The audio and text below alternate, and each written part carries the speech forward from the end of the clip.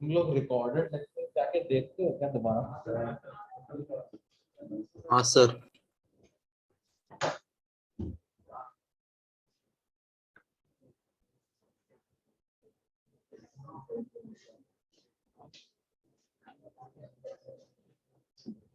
हाँ, तो हम यहाँ पे थे।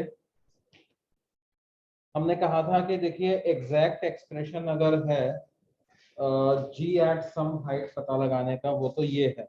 क्या है? G at height H is equal to कितना? जी नॉट अपॉन 1+h/r का होल स्क्वायर। ऐसा है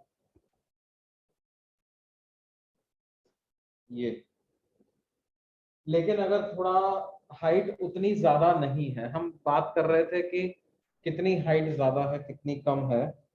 मतलब बाइनोमियल एक्सपांशन लगाने के लिए तो क्या है, हम जो हाइट लेकर के चलते हैं वो मान के चलते हैं कि 5% ऑफ रेडियस ऑफ अर्थ हुआ।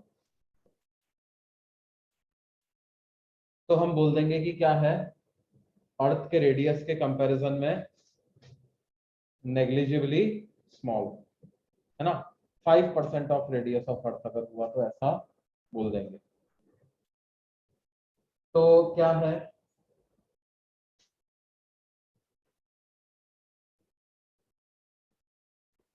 5% ऑफ रेडियस ऑफ अर्थ मतलब ये 320 किलोमीटर बहुत ज्यादा हाइट होती है ना। जनरली एक फ्लोर की हाइट क्या होती है? ये 10 फुट होती, 10 फीट। 10 फीट मतलब ऑलमोस्ट 3.5 मीटर, 3 से थोड़ा कम है। एक फ्लोर, अगर 100 फ्लोर की बिल्डिंग है तो उसकी हाइट क्या होगी? 350 मीटर। थोड़ा और 400 मीटर नहीं, 400 मीटर मतलब 0.4 किलोमीटर। उसके लिए तो हम जी में वेरिएशन को कंसिडर ही नहीं करेंगे। नहीं, वो तो ऐसे ही चना मम रहा है। नहीं, छोटी मोटी बात है। 100 floor is nothing for variation in gravity, कुछ नहीं है। हाँ, 100 किलोमीटर 200 किलोमीटर की बात करेंगे तो थोड़ा हम सोचेंगे कि क्या हो सकता है, जी में थोड़ा बहुत चेंज आए। क्योंकि अल्टीमेटली आप कंपेयर तो, आप ऑलरेडी अर्थ के सेंटर से तो 6400 किलोमीटर पे तो पहले ही बैठे हुए। नहीं तो 10-15 किलोमीटर को तो कोई मतलब ही नहीं। तो हम क्या है, अप टू 320 किलोमीटर तक तो मान सकते हैं कि we are at very small height in comparison to the radius of अर्थ। और जी क्या होगा ये पता लगाने के लिए बाइनोमियल एक्सपेंशन यूज कर सकते हैं। देखो हाइट अगर रेडियस ऑफ अर्थ की कंपैरिजन में बहुत कम हुआ तो ये जो h/r(e) जो है ये 1 के कंपैरिजन में बहुत कम हो जाएगा। if h is very small in comparison to radius of earth, that means h/r(e) is very small in comparison to 1। तो 1 प्लस h/r(e) की पावर -2 को क्या लिख सकते हो?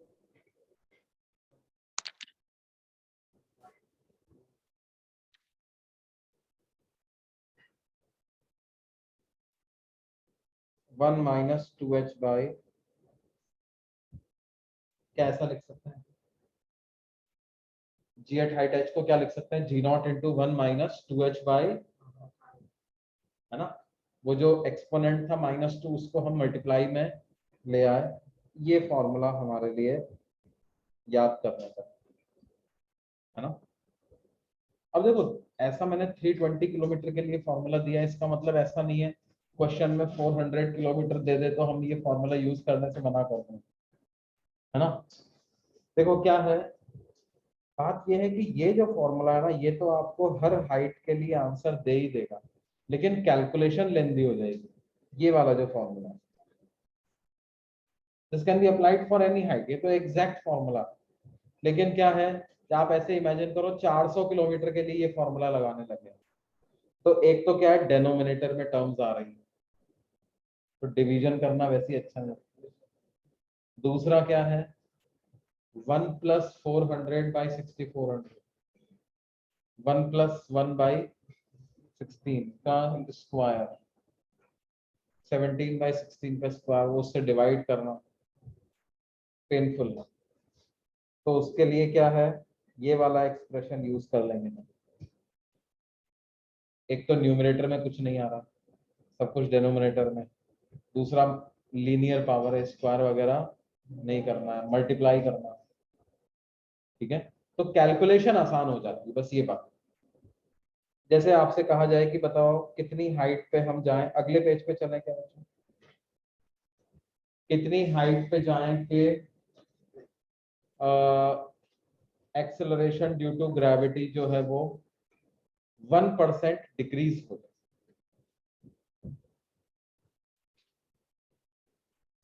At what height above Earth's surface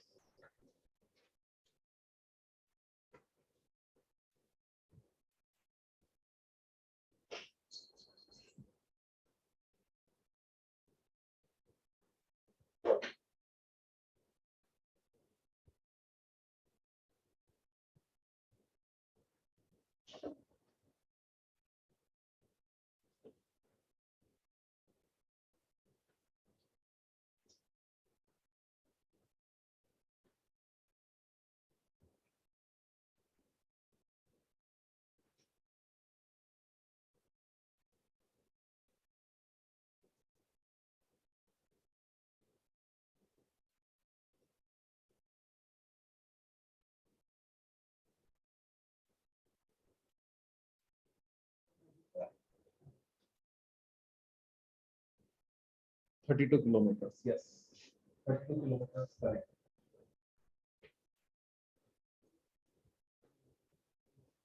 32 kilometers is correct.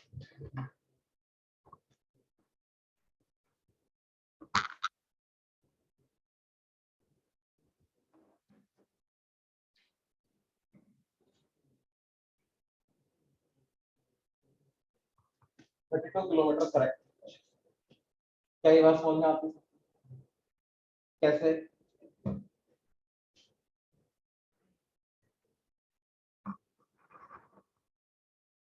कैसे करेंगे भाई?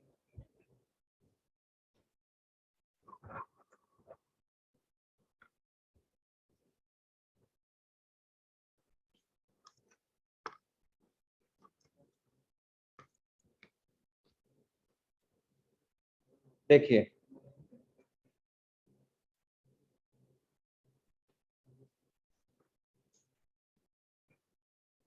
हम चाहते हैं 1% डिक्रीज हो जाए, मतलब जी एट हाइट एच कितना हो जाए, G0 माइनस G0/100 इतना हो जाए। क्यों बेटा, जी का 1% कितना होता है 1/100, और इतना डिक्रीज हो जाए तो G0 था, G0 में से G0/100 सब्ट्रैक्ट कर दो, इतना बच जाना चाहिए। 99 G0/100। क्या हुआ बेटे? 99 G0/100। 99 G0/100, ठीक। उसको ऐसा मत करो आप, ऐसे ही लिखा रहने दो, G0 × 1 - 1/। और देखो 1% डिक्रीज तो बहुत कम होता है ना, इसका मतलब हाइट भी ज्यादा जानी नहीं पड़ेगी हमको। तो क्या मैं फिर इसके लिए फॉर्मूला वो जो अप्रोक्सीमेशन वाला होता है G0 × 1 - 2h/RE ऐसा यूज कर सकता हूँ? तो ये G0 से G0 कैंसिल हो जाता है, मेरे को क्या मिलेगा 1 - 1/100 इज इक्वल टू 1 - 2h/60 400, 1 से 1 कैंसिल हो जाएगा, तो क्या मिल जाएगा 1/100 इज इक्वल टू h/60 3200, तो h की वैल्यू 32 किलोमीटर आ जाएगी कि नहीं? है ना? हम मान के चल रहे थे बहुत ज्यादा हाइट तक नहीं जाना पड़ेगा, क्या वाकई में कम हाइट से काम चल गया? कम हाइट से काम चल गया कि नहीं? 32 किलोमीटर कम ही तो, किससे कंपेयर कर रहे हैं? अर्थ की रेडियस, है ना? 320 किलोमीटर तक कम ही मानते हैं, 320 किलोमीटर तक कम ही मानते हैं। क्यों बच्चे?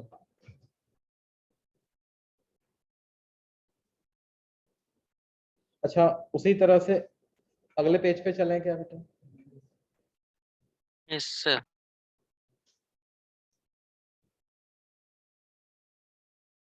क्वेश्चन यहीं पे लिख देता हूं।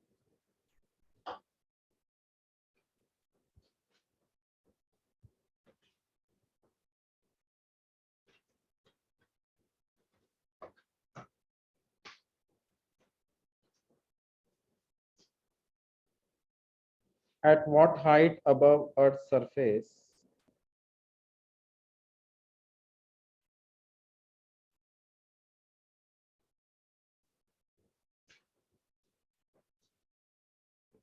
G decreases by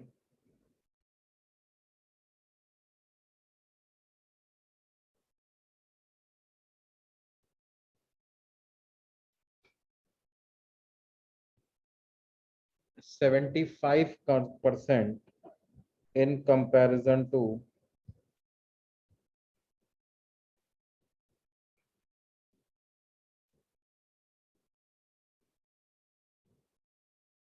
that at the surface.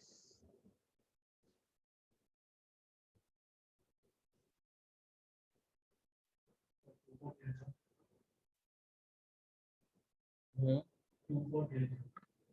2400 kilometre या और भी ज्यादा होना चाहिए। एक बार ठीक से चेक करो तो मेरे ख्याल से ज्यादा होना चाहिए।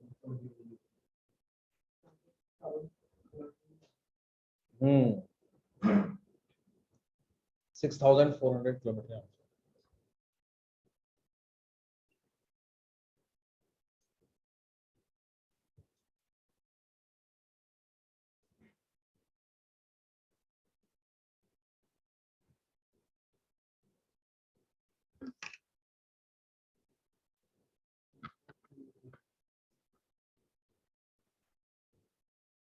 देखो कैसे करेंगे।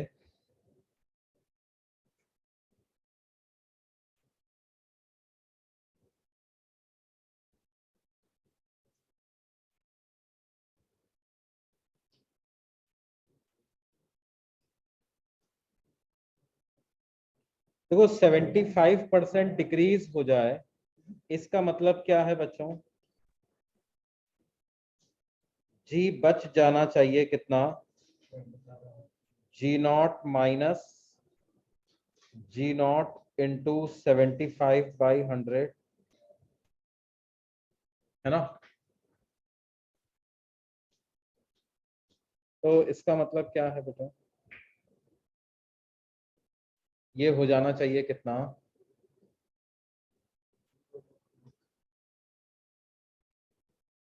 G0 माइनस 3 G0/4, मतलब कितना?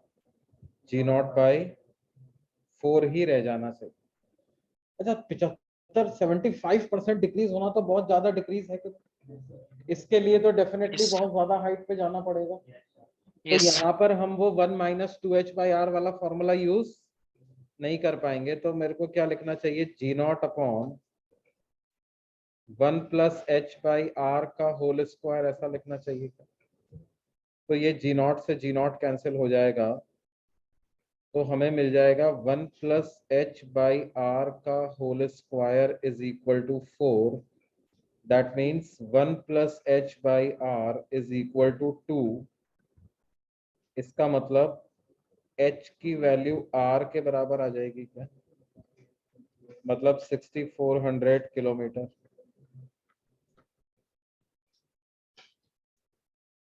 h की वैल्यू किसके बराबर आ जाएगी? r। है ना।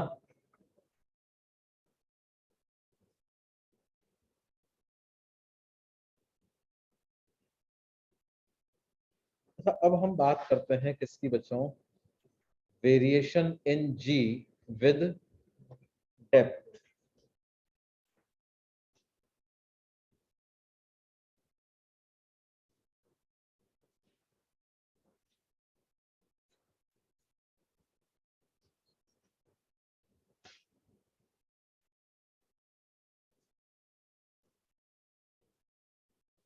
Variation in g with depth, देखो क्या होता है।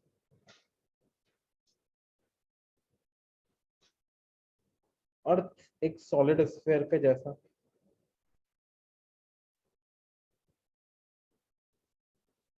मास पूरे वॉल्यूम में यूनिफॉर्मली डिस्ट्रीब्यूटेड, ठीक है।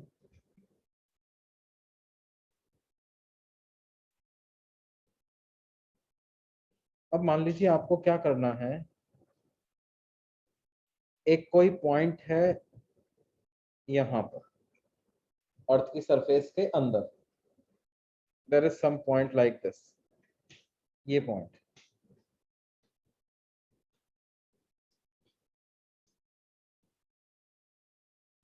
अब इस पॉइंट पर आपको ग्रेविटेशनल फील्ड की इंटेंसिटी पता लगानी है, या एक्सेलरेशन ड्यू टू ग्रेविटी पता लगाना है। कैसे पता लगाएंगे बच्चों, देखो क्या है कि हम एक बात बोल सकते हैं कि इस पॉइंट के बाहर बाहर जितना भी मास है ना, वो मास इस पॉइंट पर कोई नेट फोर्स एक्सर्ट नहीं कर पाता, कोई नेट फोर्स एक्सर्ट नहीं कर पाता। रीजन बीइंग कि इस पर हर तरफ से बराबर बराबर फोर्स लगने लगता है। जैसे देखिए, ये तो है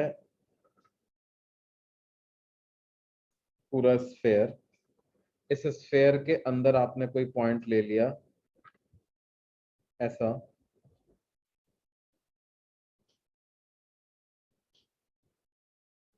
अब ये पॉइंट क्या हो रहा होगा ना, जैसे यहाँ पे छोटा सा अर्थ का मास है, इधर छोटा सा मास है, इधर मास है, इधर कुछ अर्थ का मास है, इधर है,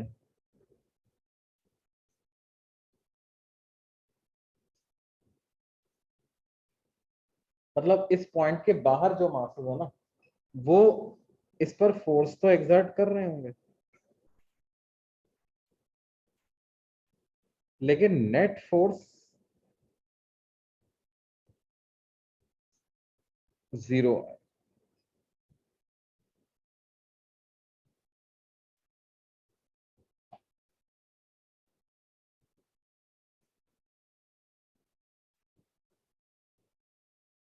नेट फोर्स कितना हो जाएगा, because it will be getting pulled in opposite direction, है ना। आप ऐसे समझ सकते हैं कि जैसे ये मास है, इसके अगल बगल में मैं क्या करूं, दो अलग अलग स्फेयर्स बना दूं, एक ऊपर वाला, एक नीचे। तो ये ऊपर वाला स्फेयर अपनी तरफ पुल कर रहा होगा, नीचे वाला अपनी तरफ पुल कर रहा होगा, और ये फोर्स एक दूसरे को एग्जैक्टली कैंसिल आउट कर देते हैं। सर एग्जैक्टली कैंसिल आउट कैसे करते हैं, ऊपर वाला तो छोटा सा स्फेयर, नीचे वाला स्फेयर तो इतना बड़ा है, तो एग्जैक्टली कैंसिल आउट कैसे कर देते हैं। देखो छोटे वाले स्फेयर से डिस्टेंस भी तो कम है, और बड़े वाले स्फेयर से डिस्टेंस ज्यादा, है ना। तो देखो फोर्स क्या होता है, G M by R square के प्रोपोर्शनल तो होता है। छोटे वाले के लिए मास कम, डिस्टेंस भी कम। बड़े के लिए मास ज्यादा, डिस्टेंस भी, है ना। अब देखो वैसे क्या होता है कि अगर मान लो gravitational force inverse square law follow नहीं करता, मतलब 1/r स्क्वायर के प्रोपोर्शन में नहीं होता, कोई और पावर आती, तो क्या होता, तब भी सोच सकते थे कि क्या होगा, नेट फोर्स 0 नहीं हो पाएगा। लेकिन ये 1/r² पावर आने की वजह से क्या होता है, जो बड़े स्फेयर का मास जितना फैक्टर से बढ़ता है, एग्जैक्टली उतने ही फैक्टर से डिनोमिनेटर भी इंक्रीज हो जाता है, जिसकी वजह से वो रेशियो जो है वो एग्जैक्ट बैलेंस आउट हो जाता है ना। और ऐसा सिर्फ स्फेरिकल बॉडीज में ही होता है, ऐसा सिर्फ किस में होता है, स्फेरिकल बॉडी। मतलब कहने का मतलब क्या है कि एक स्फेरिकल लेयर है बच्चों, कंसिडर अ स्फेरिकल लेयर।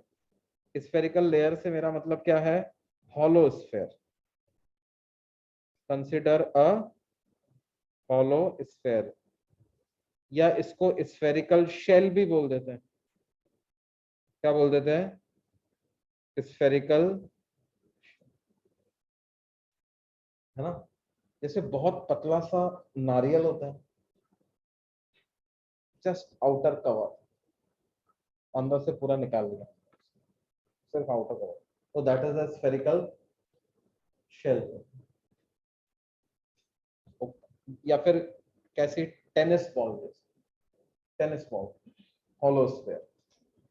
उसके अंदर अगर कोई भी पॉइंट मास अगर हम रखेंगे, तो ये स्फेरिकल बॉल, उस स्फेरिकल शेल, उस पर कोई भी फोर्स एक्सर्ट नहीं कर पाएगा। This cover will not be able to exert any force on this point, again due to the same reason. क्या है, इसको दो पार्ट में हम डिवाइड कर लें, एक ये ऊपर वाला पार्ट, एक ये नीचे वाला पार्ट। तो जितना ऊपर वाला पार्ट अपनी तरफ पुल करेगा, उतना ही नीचे वाला पार्ट अपनी तरफ पुल करेगा, तो नेट फोर्स एक्सर्ट नहीं करता। अब देखो, हम तो हॉलो स्फेयर की बात नहीं कर रहे, हम तो सॉलिड स्फेयर की बात कर रहे। Earth is a solid sphere, earth में मास अंदर, मतलब हर जगह पर मास प्रेजेंट, ठीक है, ऐसा। अब देखो क्या है, आपको अर्थ के सेंटर से किसी स्मॉल r डिस्टेंस पर एक्सेलरेशन ड्यू टू ग्रेविटी पता लगाना है, या फोर्स पर यूनिट मास पता लगाना है। आपने वहां पर एक यूनिट मास रखा, इस पे फोर्स देखना चाहते हो। हमने कहा देखो, मैं अगर ऐसी एक लेयर बनाऊं, ये ब्लू कलर में एक लेयर बना रहा हूं, ऐसी एक स्फेरिकल लेयर बनाऊं, क्या ये लेयर इस स्मॉल r डिस्टेंस वाले मास पे, इस मास पे कोई फोर्स एक्सर्ट कर पाएगी क्या? ये जो ब्लू कलर की लेयर है, वो इस मास पे कोई फोर्स एक्सर्ट कर पाएगी? ऐसी ही एक और लेयर बना देता हूं मैं, थोड़ी बड़ी, क्या वो उस मास पे कोई फोर्स एक्सर्ट कर पाएगी? बोलो। ऐसी लेयर बना देता हूं, क्या ये इस मास पे कोई फोर्स एक्सर्ट कर पाएगी? ये मास तो इनके अंदर लाई कर रहा है, नहीं? क्या हम ये बोल सकते हैं कि जितनी डिस्टेंस पे आपको एक्सेलरेशन ड्यू टू ग्रेविटी पता लगाना है, वो कैसे पता लगाएंगे? फोर्स अपॉन मास करके तो पता लगाएंगे। तो उस पॉइंट के बाहर बाहर अर्थ का जितना मास है, उस पॉइंट के बाहर बाहर अर्थ का जितना मास है, ये मास उस पॉइंट पर फोर्स एक्सर्ट नहीं नहीं कर, कर रहे हैं। सिर्फ इसके अंदर अंदर जो पार्ट है वही अर्थ पे फोर्स एक्सर्ट कर पाएगा। इस मास के अंदर अंदर जितना पार्ट है वही फोर्स एक्सर्ट। और मान लेते हैं कि ये 0 से लेकर के स्मॉल r तक जो मास है, वो m डैश, वो कितना है, m dash, mass which is present between centre to the distance small r, वो कितना है, m डैश। तो वो कितना फोर्स एक्सर्ट करेगा, g m dash by small r का स्क्वायर, ऐसा लिख सकते हैं। एक तरीके से m डैश तो अपने आप में सॉलिड स्फीयर ही हो गया ना, अपने आप में m डैश क्या हो गया बच्चों, क्या सॉलिड स्फीयर ही हो गया। और उस सॉलिड स्फीयर के आपको क्या करना है, सरफेस पे ग्रेविटेशनल फोर्स लिखना है, एक्सेलरेशन ड्यू टू ग्रेविटी लिखना है। तो वो gm बाई r स्क्वायर वाला फॉर्मूला यूज कर सकते हैं। g उस सॉलिड स्फीयर का मास, दैट इज m डैश, और उसके सेंटर से, मतलब उसकी रेडियस का स्क्वायर, तो दैट इज स्मॉल r का square, gm dash by r। कैसा लिखते हैं, अब देखो ऐसा अगर हम लिख देंगे तो हमारे पास क्या आ जाएगा, m डैश की वैल्यू कैसे निकालेंगे, देखो यूनिटरी मेथड से निकाल लेंगे। कैसे, 4/3 पाई कैपिटल आर का क्यूब, ये total volume of the sphere है, इतने वॉल्यूम का मास कैपिटल एम है या नहीं? तो 1 मीटर क्यूब में कितना मास होगा, m/4/3 पाई आर क्यूब। इसका मतलब, अच्छा ये जो स्मॉल आर वाला पार्ट में मास लिखना है मेरे को, तो स्मॉल आर रीजन का वॉल्यूम क्या है, 4/3 पाई आर क्यूब है ना। तो 4/3 पाई आर क्यूब रीजन में कितना मास होगा, m/4/3 pi capital R cube into 4/3 pi small R cube. क्या इसको m डैश लिख सकते हैं बच्चों, इसको कितना लिख सकते हैं, m डैश, बोलिए भाई, क्या इसको m डैश लिख सकते हैं? इसका मतलब m डैश की वैल्यू क्या हो जाएगी, capital M into small R cube divided by capital R का क्यूब, ये ऐसा आ गया। और हमने कहा था कि एक्सेलरेशन ड्यू टू ग्रेविटी की वैल्यू इनसाइड द स्फीयर का क्या एक्सप्रेशन होता है, G M dash by R का स्क्वायर। अब यहां से मैं m डैश की वैल्यू पुट कर देता हूँ, g/r² को अलग लिख दो, m डैश को लिख देता हूँ m/r³ बाई कैपिटल R का क्यूब। तो क्या ये वैल्यू आ जाएगी, gm into small r divided by r³। क्या ऐसा लिख सकते हैं, g is equal to gm/r³ into small acceleration due to gravity at distance small r from the center is given by this expression. If small r is, यहां पर क्या होना चाहिए, small r has to be less than capital R। मतलब आप अगर sphere के अंदर किसी पॉइंट पर एक्सेलरेशन ड्यू टू ग्रेविटी लिखना चाहते हो तो वो इतना होगा।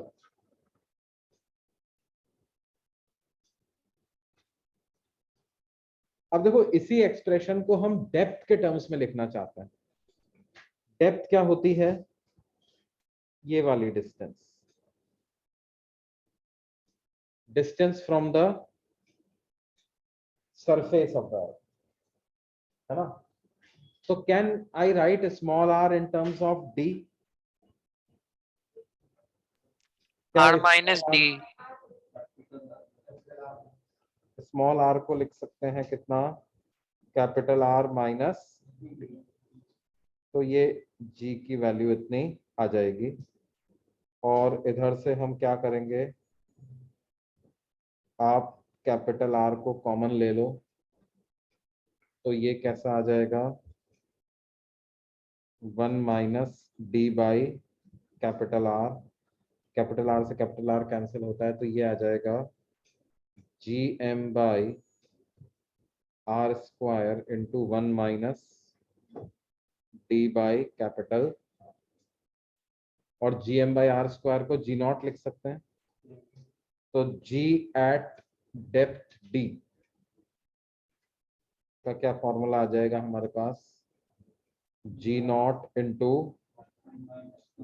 1 माइनस डी बाई कैपिटल। देखो इस फॉर्मूले तक आने में हमने कोई भी अप्रोक्सीमेशन का यूज नहीं किया है, इसलिए this formula can be applied for any depth. इसमें कोई रिस्ट्रिक्शन आपके पास नहीं है भाई, स्मॉल होना चाहिए, लार्ज होना चाहिए, कैसा भी डेप्थ के लिए आप इसको अप्लाई करें।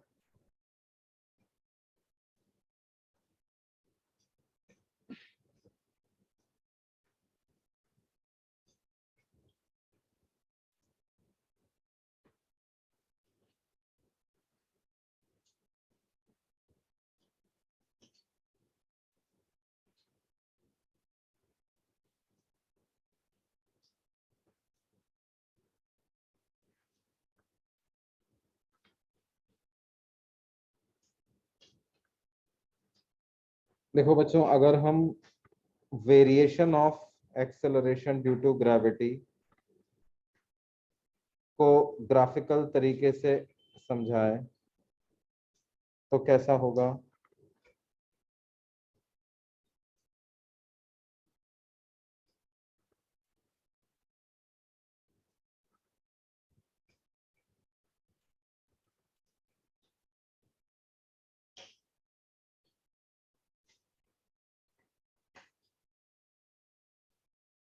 क्या ऐसा बना सकते हैं बच्चों? स्मॉल आर क्या है? Small R is distance from the centre of the अर्थ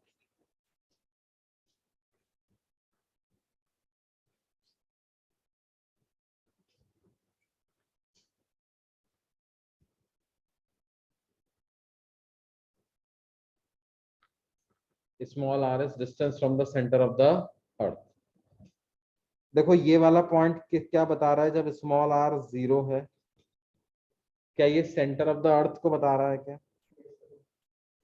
ये पॉइंट किसको बता रहा है? सेंटर ऑफ द अर्थ। तो सेंटर ऑफ द अर्थ से जब आप बाहर जाने लगोगे तो क्या जी का ये एक्सप्रेशन यूज होगा? ये वाला? क्या ये स्ट्रेट लाइन की इक्वेशन है? y equal to M X G M by R cube तो कांस्टेंट है, G universal constant of gravitation, capital M mass of earth, capital R radius of earth, तो ये तो कांस्टेंट है। आर की power 1 के डायरेक्टली प्रोपोर्शनल आ रहा है, लीनियर इक्वेशन है, तो स्ट्रेट लाइन ग्राफ बन रहा है इसका, इस वजह से तो ये स्ट्रेट लाइन बन रहा है। लेकिन ये स्ट्रेट लाइन कब तक बनेगा? सरफेस तक, मतलब जब तक स्मॉल आर कैपिटल आर के बराबर नहीं हो जाता। ये वाला पॉइंट किसको बता रहा है? क्या ये सरफेस को बता रहा है क्या?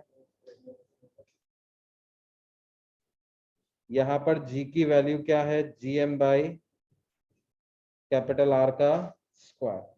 फिर सरफेस के बाहर जाओगे तो कौन सा फॉर्मूला यूज होगा? G M by small R का square, simply R plus H का होल स्क्वायर लिखते हैं। आर प्लस एच को स्मॉल आर में लिख सकते हैं, distance from the centre. R plus H को क्या लिख सकते हैं बच्चों? Small R. Small R is basically distance from the centre of the, है ना? तो और क्योंकि अब ये 1 बाई आर स्क्वायर के साथ वेरी कर रहा है तो इसलिए कर्व्ड ग्राफ बनेगा। 1 बाई आर स्क्वायर के साथ वेरी कर रहा है तो ग्राफ कैसा बनेगा बच्चों? कर्व्ड ग्राफ बनेगा। जब स्मॉल आर इंफिनिटी होने लगेगा तो जी की वैल्यू 0 को अप्रोच करने लगेगी, है ना? एग्जैक्ट 0 कब होगा? इंफिनिटी का। इंफिनिटी कब आएगा? कभी नहीं। इसका मतलब कभी एग्जैक्ट 0, है ना? It will become very close to, तो वो ऐसा टेंडिंग टू 0 जिसको बोलते हैं ना, एसिम्प्टोटिक हो जाएगा। ऐसे ग्राफ को क्या बोलते हैं? एसिम्प्टोटिक कर्व, है ना? मतलब वो, देखो ये एक्चुअल में यहाँ पर क्या है, मैंने इसको लाइन को टच ही करा दिया है, लेकिन वास्तव में मुझे पता है कैसे बनाना चाहिए। ऐसा बनाना चाहिए। देखो ये एक्स एक्सिस है, मेरा ग्राफ ऐसा, तो उसके पास जाता जा रहा है, ठीक है, लेकिन कभी भी उसको कट या क्रॉस या टच नहीं कर पाएगा इंफिनिटी पे जाके, और इंफिनिटी कभी आएगा। क्या ये बात समझ में आ रही है सबको? अगले पेज पे चले बच्चों? हाँ भाई, अगले पेज पे चले। Yes sir. ओके।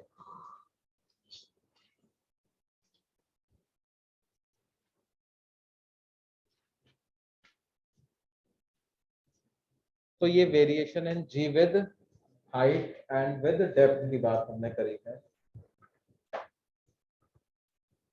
अब हम आगे चलते हैं और बात करते हैं किसकी बेटे?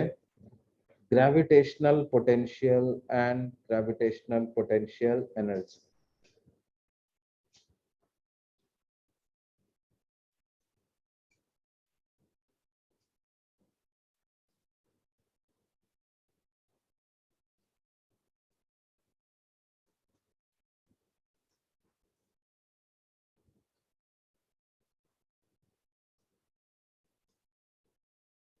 gravitational potential and gravitational potential energy.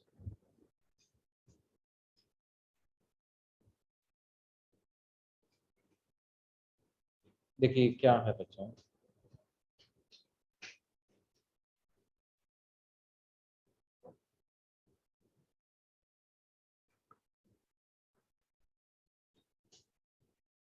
पहले ग्रेविटेशनल पोटेंशियल की ही बात कर लेते हैं।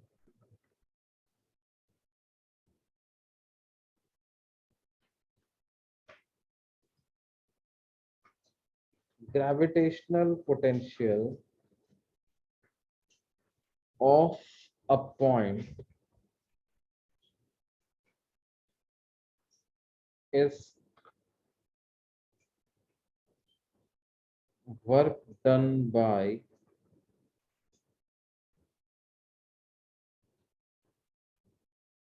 external agent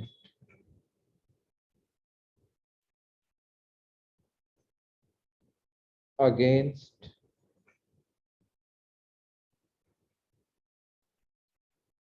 gravitational force in moving a 1 kilogram mass slowly from infinity to that point.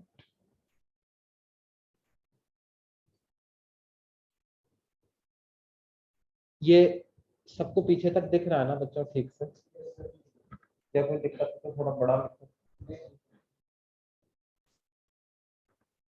Slowly from infinity to that point, है ना?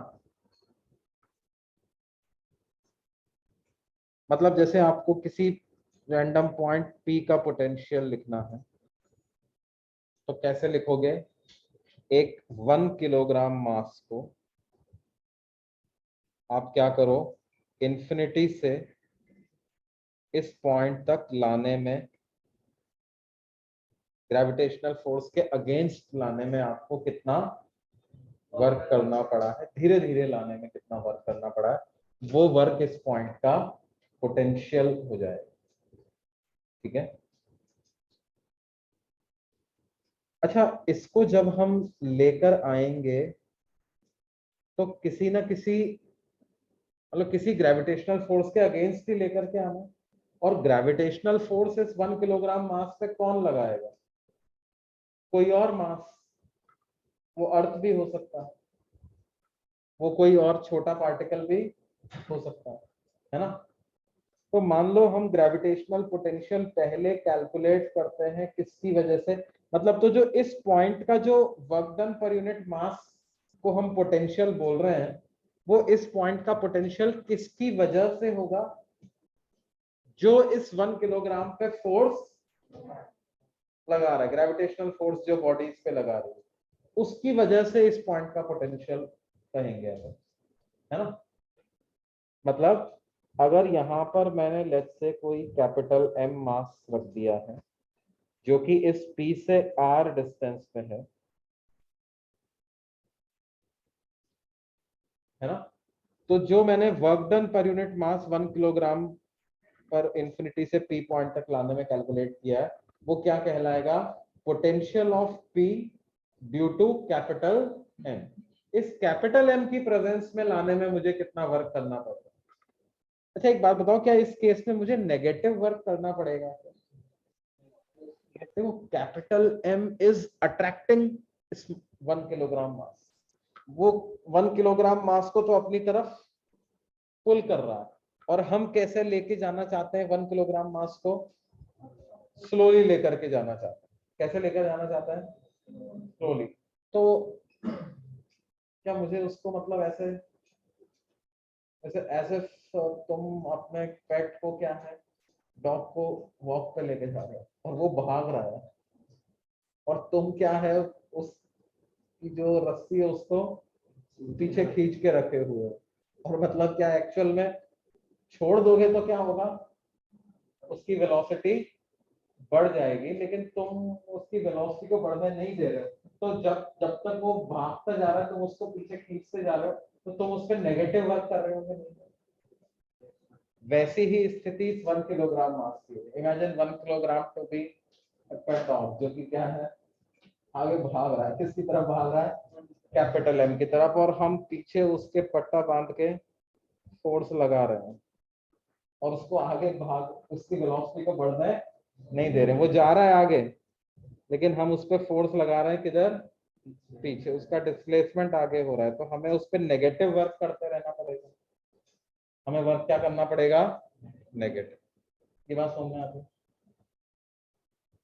अब देखो कितना नेगेटिव वर्क करना पड़ेगा वो कैलकुलेट कर लेते हैं हम। तो वर्क डन को integral F dot D R से कैलकुलेट कर सकते हैं, है ना। ये जो फोर्स है वो ग्रेविटेशनल फोर्स के अपोजिट डायरेक्शन में लगा है ना। तो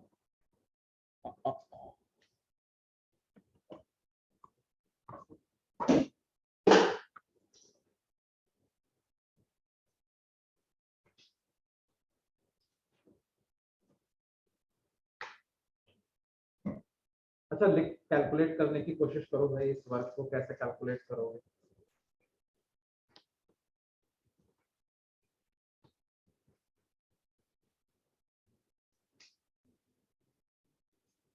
क्या कैलकुलेट कर पाएंगे क्या इस वर्क?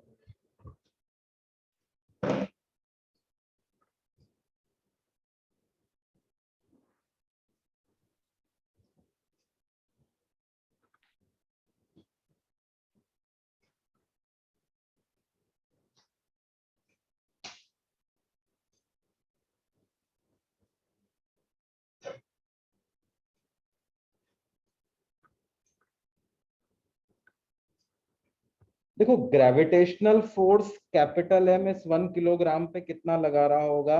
मान लो किसी एक्स डिस्टेंस पे अगर है, तो ग्रेविटेशनल फोर्स इनवर्ड डायरेक्शन में लग रहा होगा। कितना लग रहा होगा? क्योंकि इनवर्ड डायरेक्शन में लग रहा है तो उसको नेगेटिव साइन से हम लिख देंगे -GM into 1 divided by X square, है ना। डिस्प्लेसमेंट को dx लिख देते हैं। और ये तो ग्रेविटेशनल फोर्स हुआ, हमें किसका वर्क लिखना है? एक्सटर्नल फोर्स का।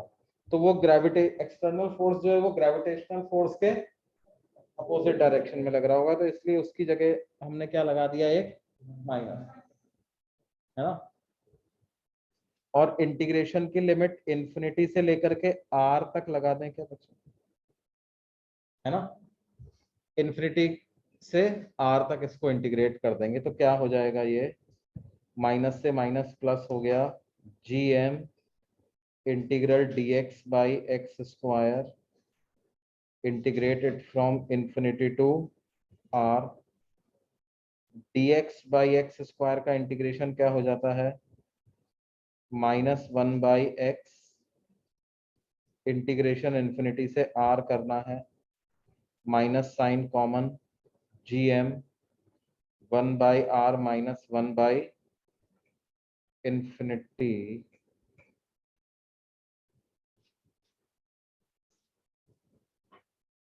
तो क्या ये वैल्यू हमारे पास -GM बाई स्मॉल r आ जाएगी बच्चों? है ना।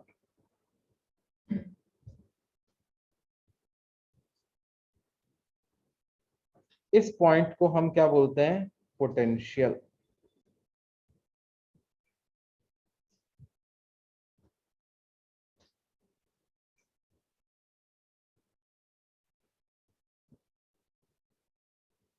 ग्रेविटेशनल पोटेंशियल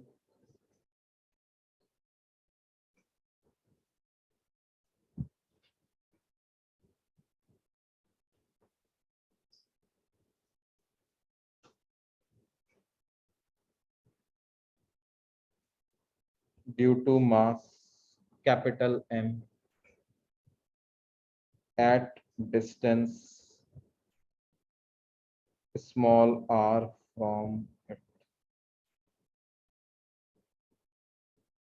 है ना। ये नेगेटिव साइन क्या बता रहा है भाई? नहीं नहीं नहीं, देखो ग्रेविटेशनल पोटेंशियल एक स्केलर क्वांटिटी होती है। पोटेंशियल इज अ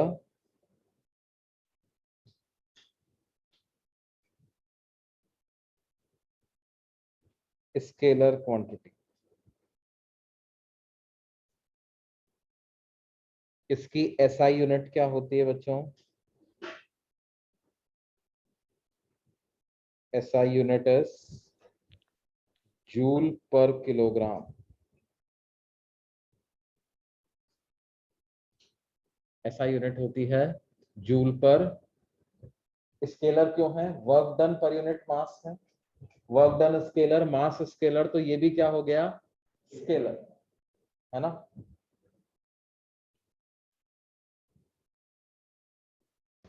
सो ये एक्स डिस्टेंस कहाँ से कहाँ तक का है? क्या क्या बोल रहे हो बेटे? ये एक्स जो डिस्टेंस है वो कहाँ से कहाँ तक का है? एक्स, एक्स कौन सा डिस्टेंस है? देखो एक्स कोई सब जनरल डिस्टेंस है।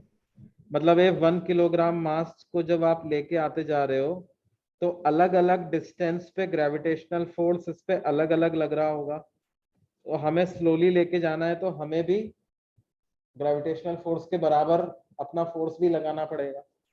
तो ये वेरिएबल फोर्स के वर्क की तरह से हमें कैलकुलेट करना पड़ेगा ना। मतलब हमने किसी जनरल एक्स डिस्टेंस पे जब ये मास रहा होगा तब फोर्स लिख दिया, dx डिस्प्लेसमेंट के लिए वर्क लिख दिया तो वो इतना आया, इंटीग्रेट कर दिया तो टोटल वर्क आया। समझ में आई बात बेटे? हाँ सर। और सर वो इंटीग्रेशन के बाद नेगेटिव साइन कैसे आया? इंटीग्रेशन कैसे किया? नहीं भाई सर, देखो इंटीग्रेशन पे इंटीग्रेशन का क्या फॉर्मूला होता है? x raise to the power n dx का फॉर्मूला होता है x की power n plus one upon n plus one. अब यहाँ पर dx बाई एक्स स्क्वायर लिखा हुआ है, मतलब x की पावर -2 का इंटीग्रेशन करना है आपको। तो वो क्या हो जाएगा? x की power -2 plus one upon -2 plus one, तो वो -1 बाई एक्स आ जाएगा ना।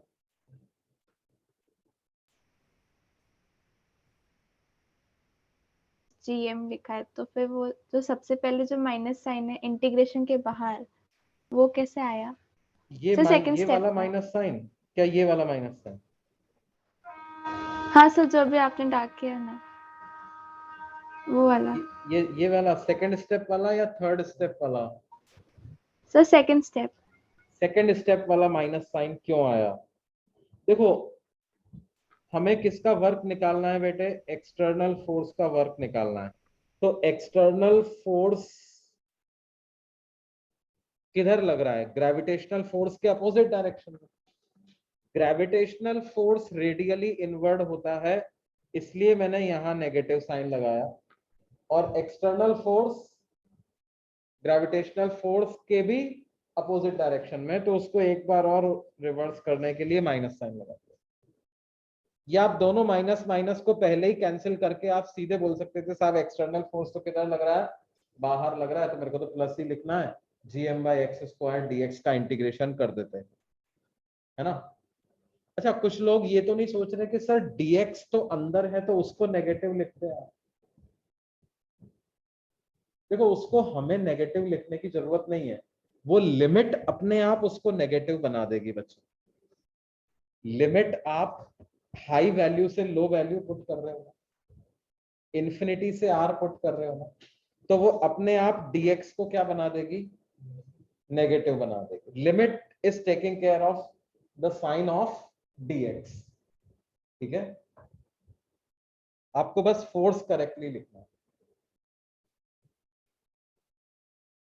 हाँ तो जो हम वो बात कर रहे थे कि भाई पोटेंशियल -gm/r आ रहा है, ये -gm/r का क्या मतलब है? नेगेटिव साइन का क्या सिग्निफिकेंस है यहाँ पे?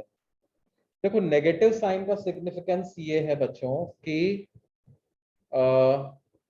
It is less than zero. Scalar quantity में नेगेटिव का मतलब क्या होता है? लेस देन जीरो वैल्यू होता है। क्यों भाई? जीरो पोटेंशियल कहां पर है? इसका मतलब इंफिनिटी, है ना।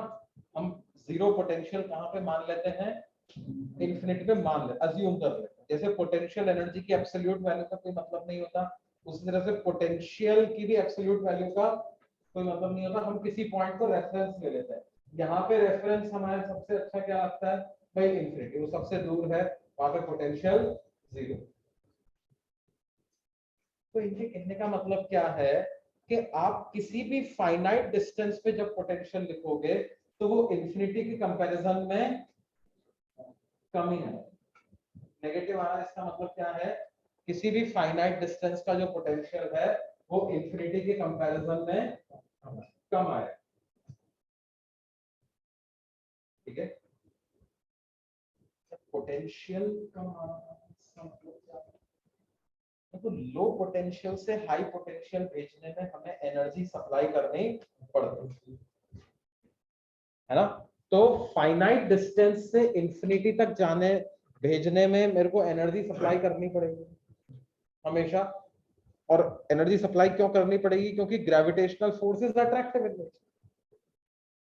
तो अल्टीमेट रीजन तो ये माइन नेगेटिव होने का क्या है, इसका पोटेंशियल इंफिनिटी से कम होने का रीजन क्या है, gravitational force is of attractive nature.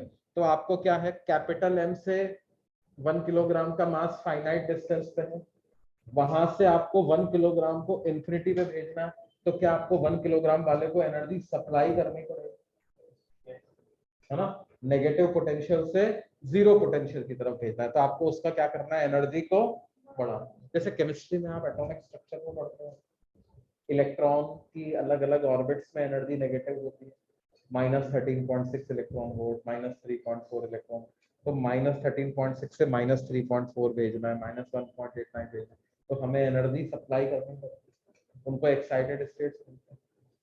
उसी तरह से इसके साथ भी ऐसा है ना। वहां पर क्यों होता है, क्योंकि न्यूक्लियस इलेक्ट्रॉन को अट्रैक्ट करता है। यहाँ पर क्या होता है, सारे मासेस एक दूसरे को हमेशा अट्रैक्ट ही कर रहे हैं, तो इस वजह से इनकी भी एनर्जी पोटेंशियल नेगेटिव की तरह से अपन काउंट कर रहे हैं।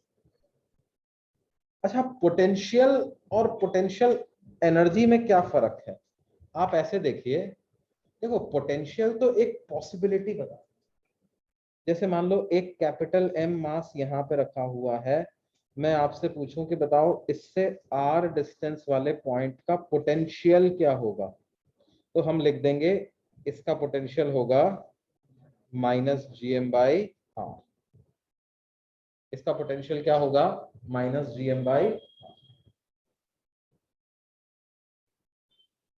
इस r डिस्टेंस पर कोई पॉइंट नहीं रखा हुआ, कोई मास प्रेजेंट नहीं है, यहाँ पर वैक्यूम है, कुछ नहीं है, लेकिन तब भी हम क्या कहेंगे, इसका पोटेंशियल है, कितना है, -gm/r। मतलब क्या है कि जैसे मान लो हमने ये वैल्यू कैलकुलेट करी और एक हाइपोथेटिकल केस ले रहे हैं, मान लो ये वैल्यू आ गई -100 जूल पर किलोग्राम, आ गई, कितनी आ गई, -100 जूल पर किलोग्राम। इसका मतलब क्या है, 1 किलोग्राम मास को अगर मुझे इंफिनिटी से यहां लाना है तो -100 जूल वर्क करना पड़ेगा, या यहां से इंफिनिटी भेजना है तो 100 जूल वर्क करना पड़ेगा। अगर भेजूंगा तो इतना वर्क करना, नहीं भेजूंगा तब भी पोटेंशियल तो है। जैसे अपन नहीं बताते यार ये बच्चा है, इसका पोटेंशियल है, अगर मेहनत करे तो अच्छे नंबर ला सकता है, अगर नहीं करेगा तो नंबर नहीं आएंगे। लेकिन तब भी पोटेंशियल तो हम तब भी कहेंगे ना है, नंबर आए नहीं आए वो दूसरी। उसी तरह से इस पॉइंट पर वर्क करना पड़े ना करना पड़े वो तो एक्चुअल में डिपेंड करेगा कि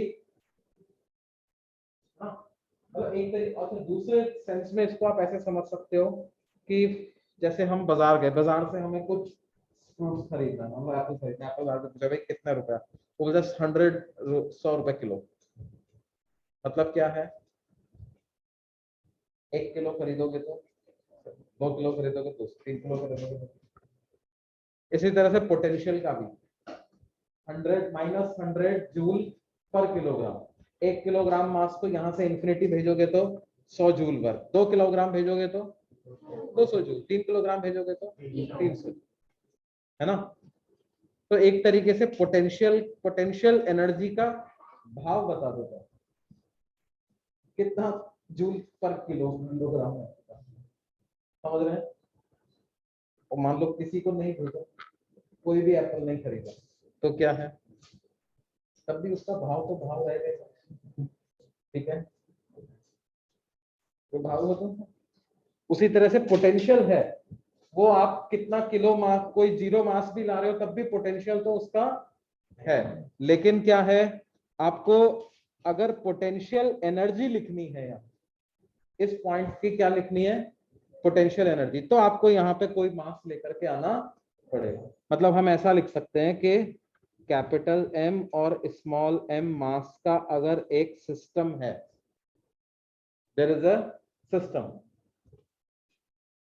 having capital M and small M mass, तो इस सिस्टम की ग्रेविटेशनल पोटेंशियल एनर्जी क्या हो जाएगी, ग्रेविटेशनल पोटेंशियल एनर्जी हो जाएगी minus G capital M by R into small.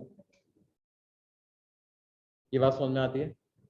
मतलब पोटेंशियल एनर्जी को आप मास इंटू पोटेंशियल लिख सकते हो। पोटेंशियल एनर्जी को क्या लिख सकते हो, मास इंटू पोटेंशियल। पोटेंशियल होता है जूल पर किलोग्राम,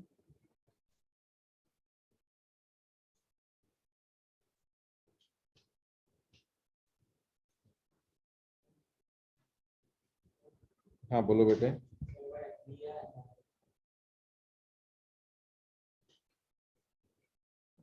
क्या बोल रहे हैं, एम आर कहाँ पे बोल रहे हो, वी, वी है वी, यस,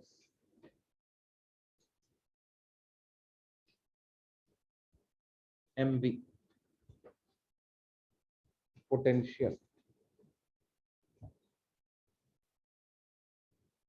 और ये क्या है, यू क्या है,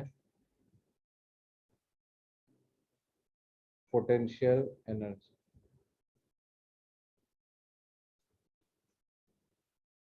देखो पोटेंशियल एनर्जी को भी तो अपन ऐसे ही डिफाइन करते हैं ना, कैसे, work done against conservative force,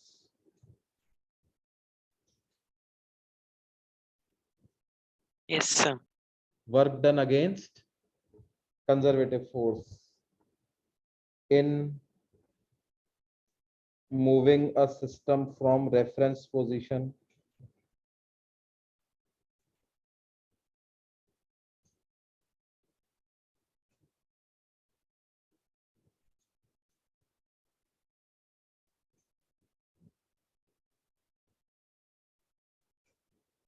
to the given position।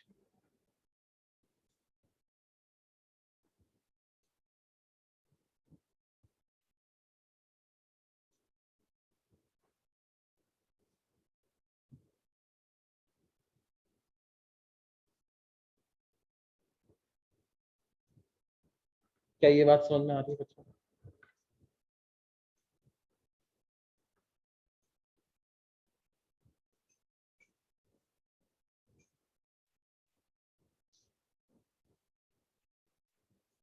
ठीक है।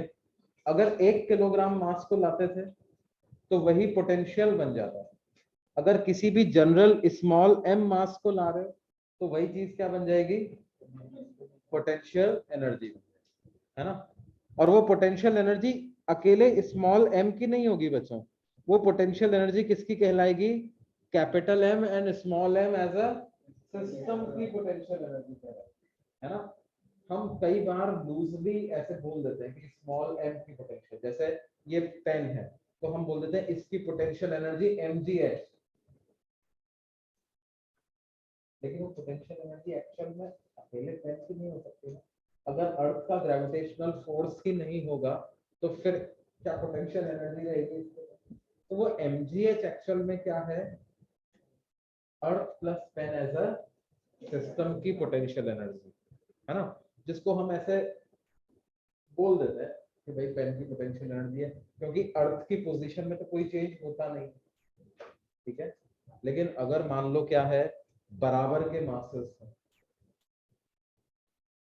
ठीक है, जैसे एक मास को मैंने x डिस्टेंस चलाया, दूसरे को y डिस्टेंस चलाया, तो जो चेंज आएगा पोटेंशियल एनर्जी में वो पूरे सिस्टम की पोटेंशियल एनर्जी में चेंज आएगा, वो अकेले एक की पोटेंशियल एनर्जी में चेंज नहीं, है ना। जैसे देखो हमसे कहा जाए कि अगले पेज पे चले बच्चों, देखो हमसे कहा जाए कि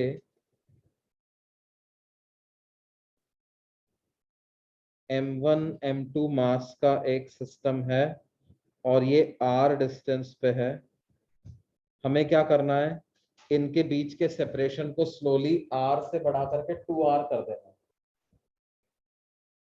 तो हमें वर्क कैलकुलेट करना है, कैलकुलेट, अरे calculate work done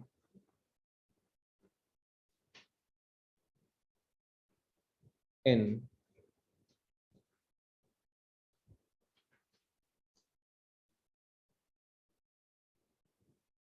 increasing the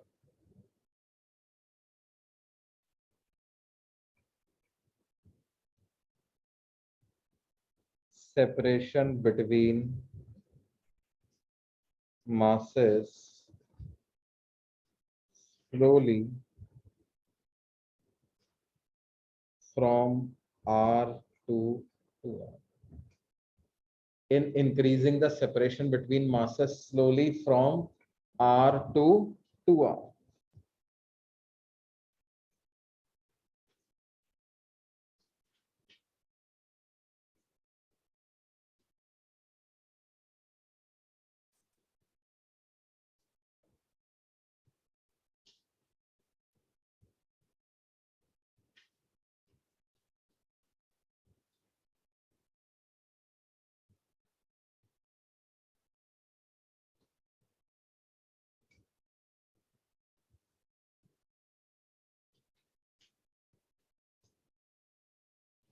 तो कैसे कैलकुलेट करेंगे बच्चों?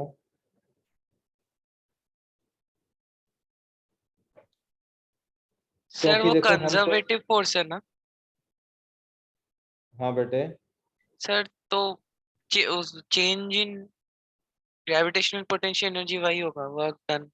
Final potential energy minus initial potential energy, ऐसा लिख दें, यस सर। है ना।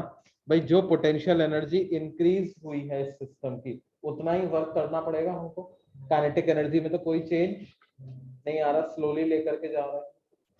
तो फाइनल पोटेंशियल एनर्जी को क्या लिख देंगे, minus ji m1 m2 divided by 2r, और इनिशियल पोटेंशियल एनर्जी क्या हो जाएगी, माइनस जी m1 m2 बाय r।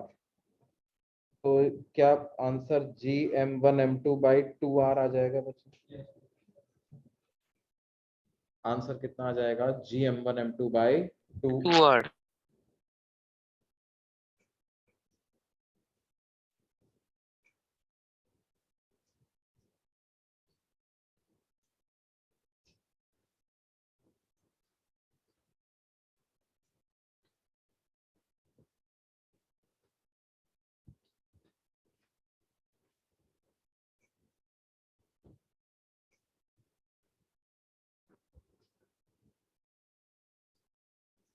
अच्छा एक बात मुझे बताओ, क्या ऐसा जरूरी है क्या कि अगर किसी पॉइंट पर एक्सेलरेशन ड्यू टू ग्रेविटी या ग्रेविटेशनल फील्ड इंटेंसिटी जीरो हो, तो उस पॉइंट पर ग्रेविटेशनल पोटेंशियल भी जीरो ही होना चाहिए?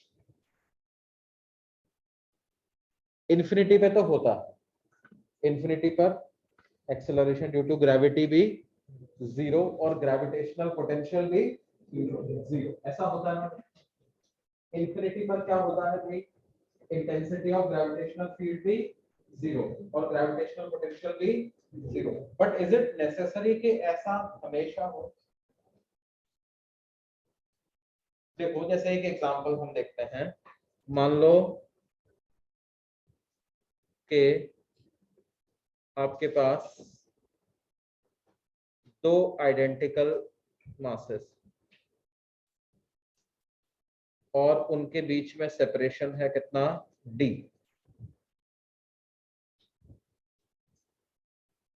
Eight the mid point of line joining them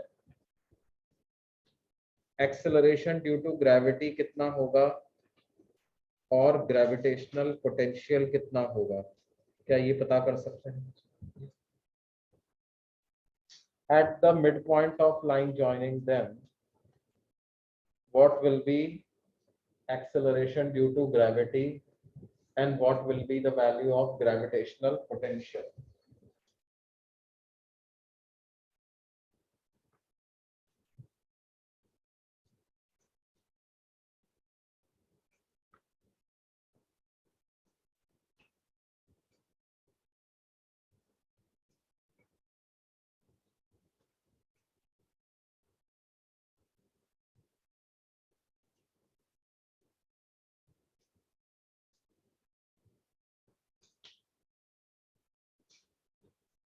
Acceleration due to gravity कितना?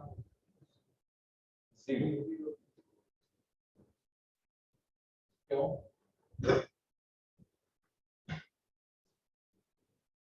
देखो वहां पे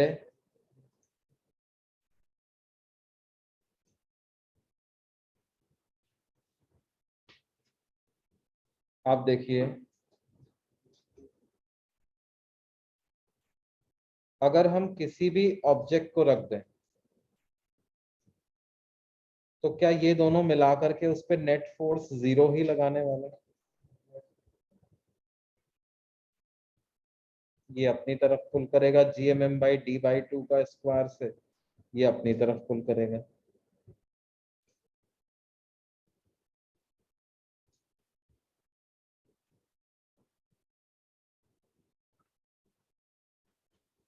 तो क्या मैं बोल सकता हूं एट द मिड पॉइंट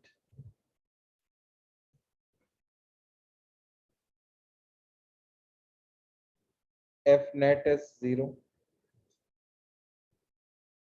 और एफ नेट जीरो है तो एक्सेलरेशन ड्यू टू ग्रेविटी भी जीरो ही हो जाएगा, या फोर्स पर यूनिट मास भी जीरो हो जाएगा। स्मॉल एम पे जीरो है तो 1 किलोग्राम पे भी तो जीरो ही हो। क्यों भाई? What about potential? पोटेंशियल तो स्केलर क्वांटिटी होती है, उसकी तो कोई डायरेक्शन होती नहीं है। दोनों मास की वजह से अलग अलग लिख करके ऐड कर दें, तो लेफ्ट वाले की वजह से -gm/d/2, राइट वाले की वजह से -gm/d/2। तो क्या ये पोटेंशियल -4gm/d के बराबर आ जाएगा?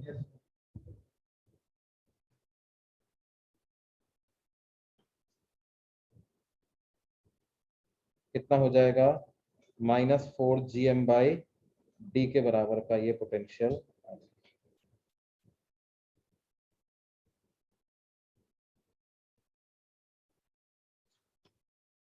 है ना?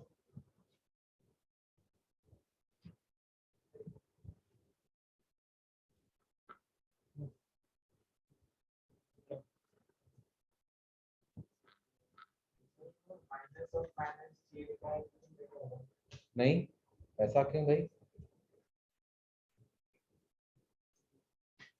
जैसे ये एक सिंगल मास है ना, इससे आर डिस्टेंस राइट में जाओ, आर डिस्टेंस लेफ्ट में जाओ, आर डिस्टेंस ऊपर जाओ, आर डिस्टेंस नीचे जाओ, कहीं भी जाओ, हर जगह पोटेंशियल क्या होगा? -gm/r, -gm/,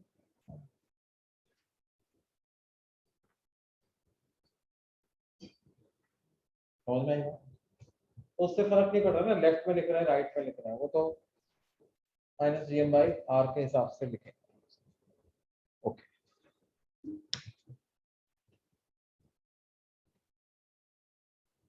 अच्छा, अगर मान लो हमारे पास कोई ऐसा सिस्टम है जिसमें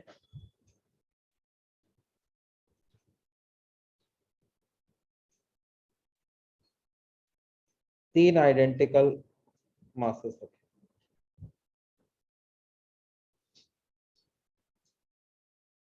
और सबके बीच में सेपरेशन कितना है, L, तो क्या हम इस सिस्टम की ग्रेविटेशनल पोटेंशियल एनर्जी लिख सकते हैं?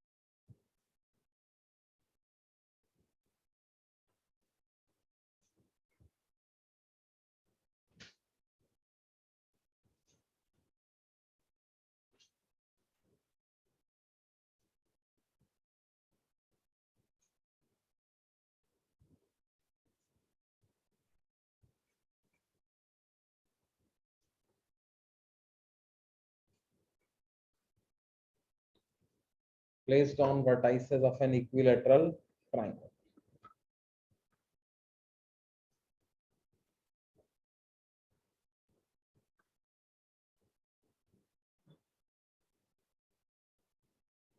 देखो बच्चों, आपको जब भी पोटेंशियल एनर्जी लिखनी है इस तरह के सिस्टम ऑफ पार्टिकल्स की, तो आपको कैसे सोचना चाहिए? You think in terms of how many pairs can be formed in that system. Each pair will give you a different term in the expression of potential energy. जैसे m1 और m2 मास का system होगा तो potential energy क्या हो जाती है उस पूरे सिस्टम की, minus G M one M two by R, है ना. उसी तरह से यहाँ पर तीन पार्टिकल है ना, तो आपको ये देखना है कि भाई कितने डिफरेंट टाइप के इंटरेक्शंस हो रहे हैं. जैसे मान लीजिए इन वर्टाइसेस को हम नाम दे देते हैं ए बी एंड सी. ए वाला बी से इंटरेक्ट कर रहा होगा, बी वाला ए से इंटरेक्ट कर रहा, ए वाला सी से इंटरेक्ट और बी और सी आपस में. तो बेसिकली तीन डिफरेंट टर्म्स बनते हैं, तीन ही पेयर बनते हैं. तो क्या हम सीधे इसकी पोटेंशियल एनर्जी को ऐसा लिख सकते हैं, -3gm² L.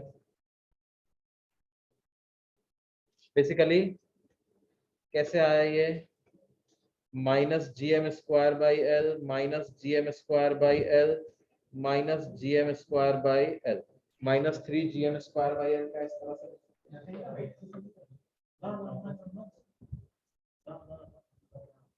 potential energy is a scalar quantity.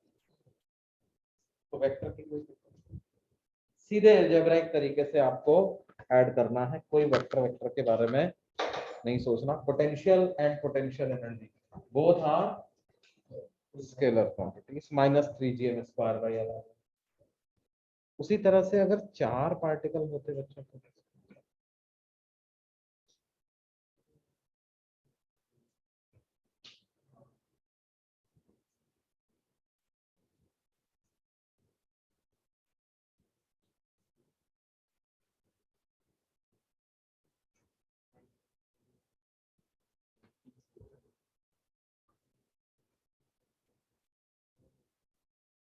four particles situated on vertices of a square, potential energy of system लिखना है.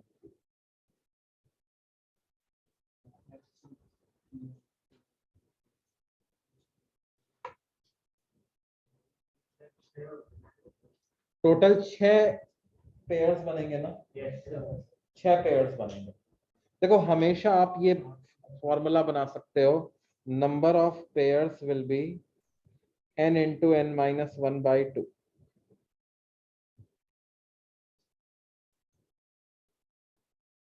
है ना। देखो हमेशा क्या होगा, जैसे मान लो आपके पास 4 पार्टिकल, कितने हैं 4, तो आप मान लो ए से चालू किया, ए का पेयर बी सी डी के साथ बनाया, मतलब ए का बी के साथ, ए का सी के साथ, ए का डी के साथ। तो एक पार्टिकल को तो आप लोगे, एन पार्टिकल है, एन में से एक को आपने ले लिया, बाकी n-1 के साथ उसका पेयर बनाओगे, तो एक का n-1 पेयर बन जाए। फिर दूसरे को लिया, उसका बाकियों के साथ पेयर बनाओगे, है ना। लेकिन जब दूसरे पार्टिकल को आप लोगे बच्चों, तो जो फर्स्ट पार्टिकल के साथ उसका पेयर दोबारा बनाने की जरूरत, क्योंकि उसको हम पहले से काउंट कर चुके हैं। तो सेकंड वाले पार्टिकल के लिए n-2 ही पेयर होगा, तो n-1 प्लस, फिर तीसरे वाले को जब लेंगे तो पहले दो के साथ उसका जो पेयर बन चुका है वो अब नहीं लेंगे, तो उसके लिए n-3। ऐसा चलते चलते जो आखिरी वाला बचेगा उसका एक ही पेयर बचेगा, नहीं उसका तो सबके साथ ही बन चुका होगा है, या एक के साथ बचना बाकी, उसका सबके साथ बन चुका है।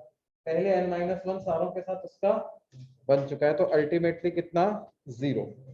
ये नंबर ऑफ टर्म्स n है ना,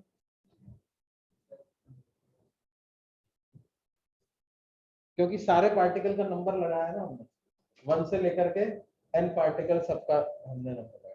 तो 1 + 2 + 3 अप टू n-1, तो n फर्स्ट n-1 टर्म्स का सम क्या होगा, n इंटू n+1/2। क्या ये n इंटू n-1/2 आ जाएगा बच्चों? नहीं, या आप ऐसे भी सोच सकते थे, एक और तरीका है इसको सोचने का, देखो क्या है। मान लो जैसे ये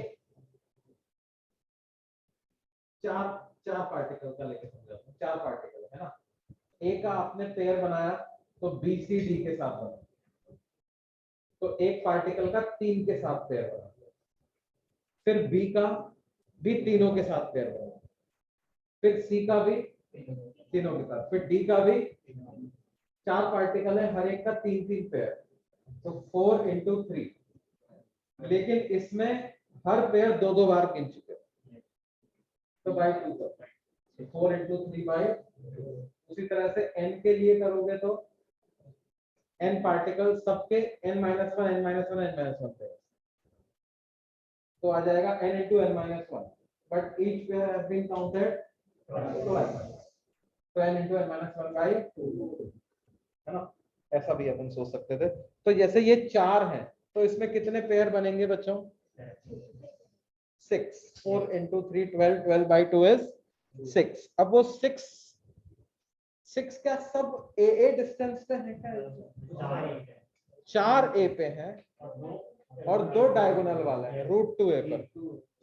क्यों बेटे, मतलब देखिए 4 तो ए वाले हैं, 1 2 3 4, और 2 डायगोनल वाले, है ना। तो क्या आंसर हो जाएगा बच्चों इसका, पोटेंशियल एनर्जी ऑफ सिस्टम को क्या लिख देंगे भाई, -4 gm²/a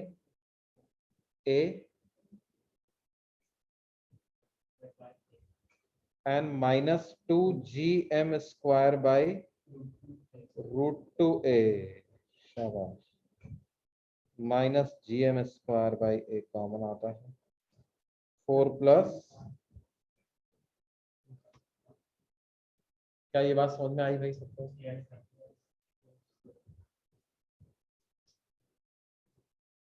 ऐसा potential energy of system.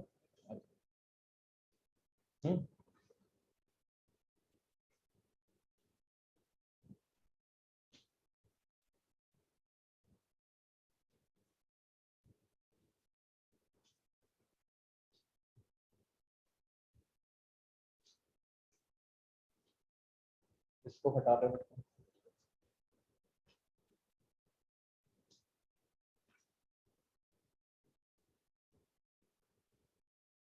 Sir पीछे वाला स्क्रीन दिखाओ ना।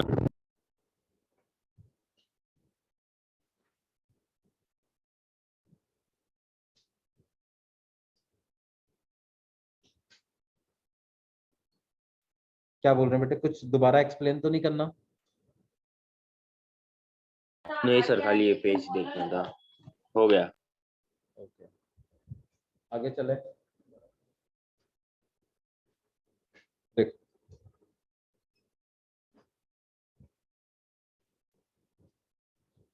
अब देखिए, gravitational potential due to earth लिखना है अगर हम,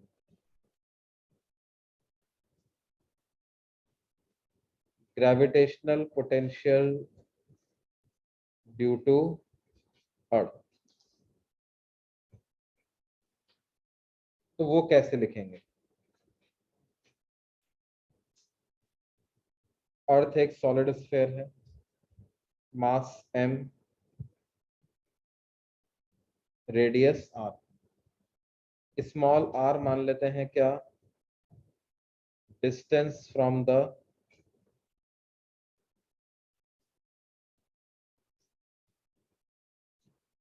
centre of the earth.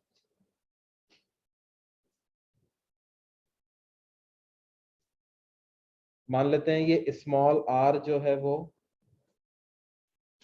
Greater than capital R। इस पॉइंट पर हमें पोटेंशियल लिखना है।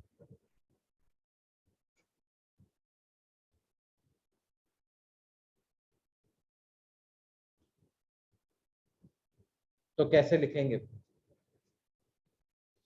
क्या मैं इसको अभी भी -gm/r ही लिख सकता हूँ बच्चों? देखो बाहर तो क्या है, क्या स्फीयर वैसा ही फोर्स लगाता है जैसा एक पॉइंट मास लगाता है? तो उस फोर्स के अगेंस्ट भी वर्क हमें वैसा ही करना पड़ेगा जैसा पॉइंट मास के अगेंस्ट वर्क करना पड़ता है। मतलब आप ऐसे इमेजिन कीजिए कि इस स्फीयर की जगह अगर सेंटर पे मैं एक पार्टिकल रख दूं जिसका मास कैपिटल M, तो क्या वो कैपिटल M r डिस्टेंस पे रखे हुए पार्टिकल पे उतना ही फोर्स लगाएगा जितना ये स्फीयर लगा रहा है?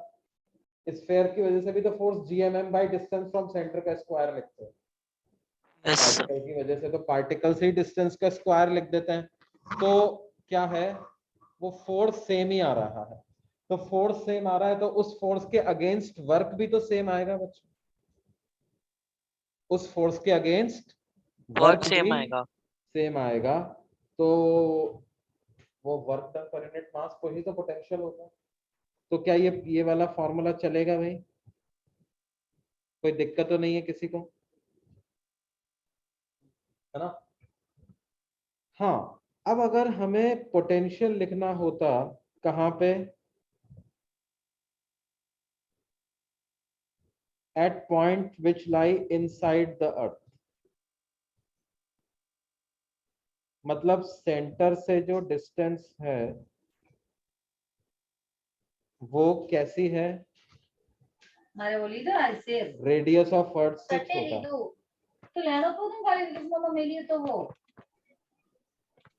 Distance from centre is smaller than the radius of the. सौदा मामा भेजते हैं ना तो 2-3 को तो माइनस में ही होता है, तो सौदा बाद में। किसी का माइक अनम्यूट रह गया। मैं सॉरी।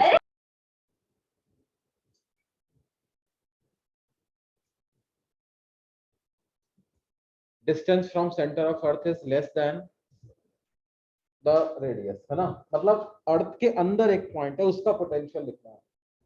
अब देखो पोटेंशियल की डेफिनेशन क्या होती है?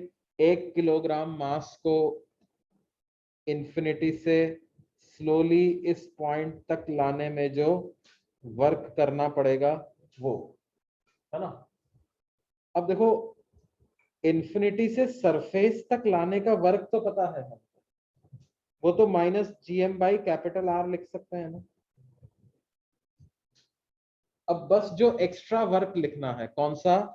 सरफेस से लेकर के इस पॉइंट तक लाने का, वो और लिख दें तो हमारा काम है। अब देखो सरफेस के अंदर जब आप आ जाओगे तो मान लो सेंटर से x डिस्टेंस पे हो, सेंटर से x डिस्टेंस पे हो, तो अर्थ कितना फोर्स लगाएगी? एक्सेलरेशन ड्यू टू ग्रेविटी, वही फोर्स पर यूनिट मास भी होता है, तो gm/r³ इंटू x इतना फोर्स लगाएगी। क्यों बेटा? gm/r³ ये पढ़ा था ना हमने। और अर्थ तो इनवर्ड डायरेक्शन में फोर्स लगाएगी, एक्सटर्नल एजेंट को आउटवर्ड डायरेक्शन में फोर्स लगाना पड़ेगा। तो नेगेटिव ऑफ नेगेटिव को पॉजिटिव कर दें जैसे पहले अपन ने किया, है ना। और ये तो हुआ फोर्स, डिस्प्लेसमेंट को लिख दें कितना, dx। क्या कर रहा है?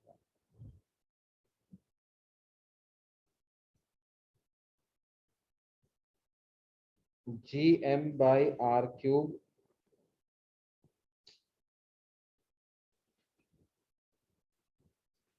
इंटू x इंटू dx, और इसका हम इंटीग्रेशन करें कहां से कहां तक? कैपिटल आर से स्मॉल आर, क्योंकि सरफेस से स्मॉल आर डिस्टेंस तक ही जाना है अभी मेरे को। तो क्या हो जाएगा, इसको ऐसा लिख लेते हैं, माइनस gm/R तो साथ में चल ही रहा है, gm/r³ हम इंटीग्रेशन के बाहर ले सकते हैं, x dx का इंटीग्रेशन हो जाएगा x²/2, तो 1/2 r² माइनस कैपिटल R², तो ये आ जाएगा माइनस gm/R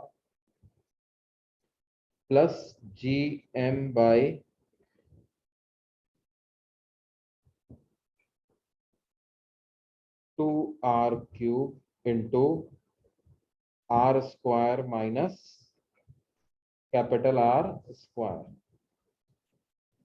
यहां से हम क्या कर सकते हैं, 2r³ आप एलसीएम ले लीजिए,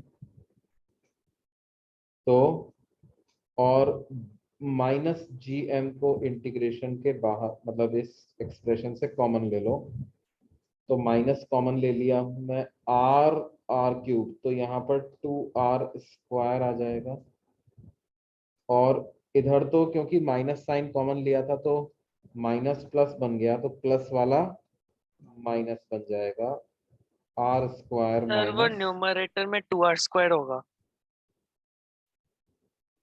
2r² होगा, यस। पहली वाली टर्म में क्यूब नहीं होगा, क्या होगा, r। तो ये आ जाएगा कितना बच्चों, ये कुछ ऐसा आ जाएगा,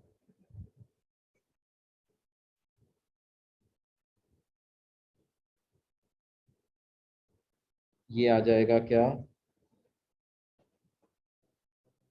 minus gm/2r³ into 3r² minus small r का,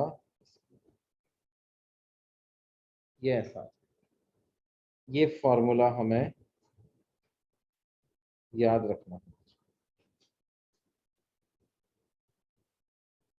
आपको अर्थ की वजह से पोटेंशियल लिखना है, और स्मॉल r अर्थ के सेंटर से डिस्टेंस है, तो small r greater than capital R पे पोटेंशियल हो जाएगा माइनस gm/स्मॉल r, और small r less than capital R पे पोटेंशियल हो जाएगा कितना, minus gm/2r³ into 3r² minus r²।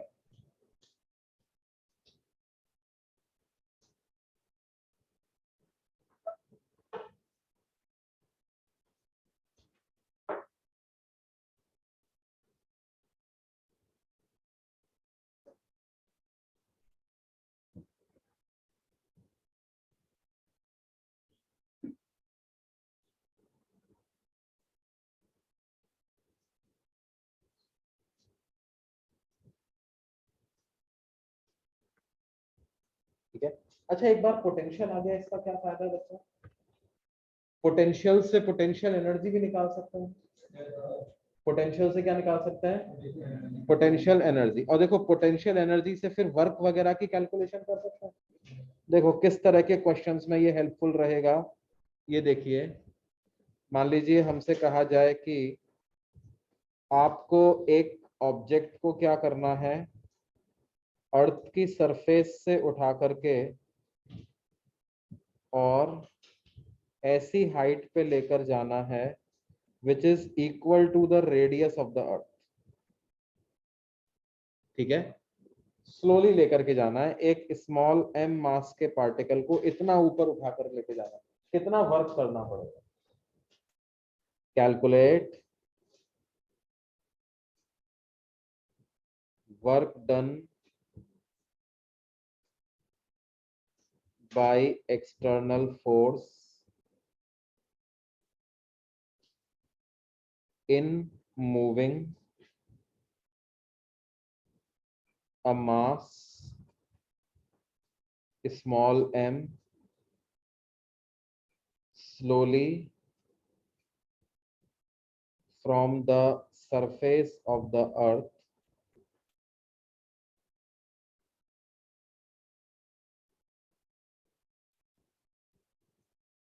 to a height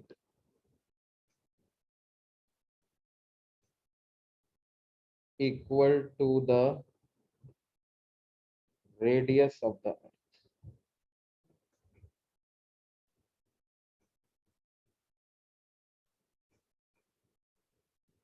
अच्छा mgh लिख दें क्या सीधा, mg आप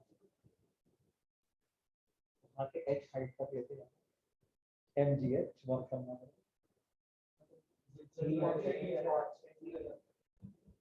देखो वो तब चल जाता था जबकि उठा के डेस्क पे रखना, अभी डेस्क पे थोड़ी रखना।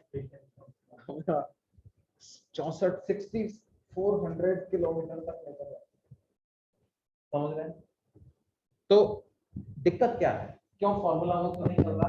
वहां पर हम मान लेते हैं कि अर्थ कांस्टेंट फोर्स लगा रही है, तो हमें भी जो फोर्स लगाना पड़ेगा वो कैसा होगा, कांस्टेंट होगा mg। और कांस्टेंट फोर्स का वर्क कैसे लिखते हैं, force into displacement, fs mgh। लेकिन यहाँ पर क्या है, यहाँ पर जैसे जैसे हम इतनी हाइट तक जाते जाएंगे अर्थ का एक्सेलरेशन ड्यू टू ग्रेविटी तो वेरी होता है, और हम तो स्लोली लेके जाना चाहते हैं, तो हम उतना ही तो फोर्स लगाएंगे जितना अर्थ लगा रहे हैं, उतना ही मैग्नीट्यूड का फोर्स है। तो हमारा फोर्स भी वेरिएबल होगा, तो वर्क डन इंटीग्रेशन से आए, या तो इंटीग्रेशन से करो, या फिर दूसरा तरीका क्या है, जो हमने पोटेंशियल का फॉर्मूला लिखा है उससे पोटेंशियल एनर्जी लिखो, final potential energy minus.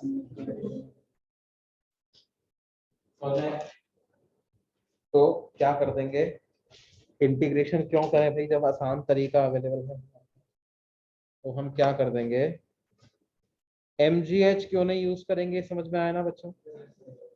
Work done equal to change in potential energy।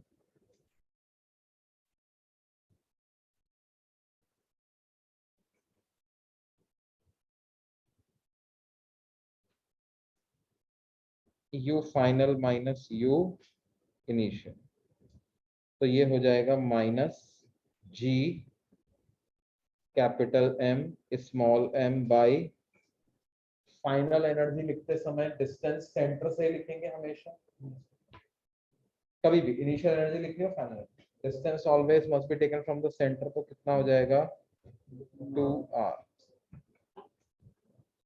और इनिशियल क्या है minus gmm by capital R, तो gmm by R minus gmm by 2r, तो ये कितना आ जाएगा बच्चों, ये value g capital M small m by 2r आ जाएगी, है ना। तो कई बार आंसर को क्या है, क्योंकि अभी आपका बोर्ड का भी ऑब्जेक्टिव हो गया है, आईआईटी में तो ऑब्जेक्टिव होता ही है, तो क्या है वो आंसर को स्मॉल g के टर्म्स में एक्सप्रेस करते हैं, आंसर को किसके टर्म्स में एक्सप्रेस करके देते हैं, स्मॉल g। तो हम भी कर सकते हैं कैपिटल R से मल्टीप्लाई और डिवाइड कर दें, तो क्या बन जाएगा, G capital M small M capital R by 2r square, G M by capital R square पे स्मॉल जी लिख सकते हैं, तो ये value M G R by 2 आ जाएगा, है ना। जी को जी नॉट लिख दो, जी एट द सरफेस, है ना, acceleration due to gravity at the surface कितना आ गया, एम जी नॉट, बोलो जी नॉट। तो वर्क डन का क्या फॉर्म आ गया बेटे, expression M G naught R by, है ना, M G naught R by 2, ऐसा ये। देखो एम जी आर नहीं आ रहा है, एम जी आर बाई 2 आ रहा है, क्योंकि जी कम हो गया, तो वो डिस्टेंस का इफेक्ट ऐसा आया कि एम जी आर से तो कम ही आना चाहिए बाई 2। अच्छा,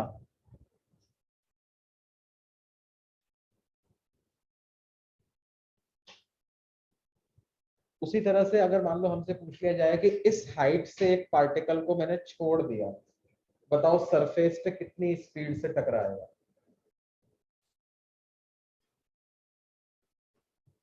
कैसे करेंगे।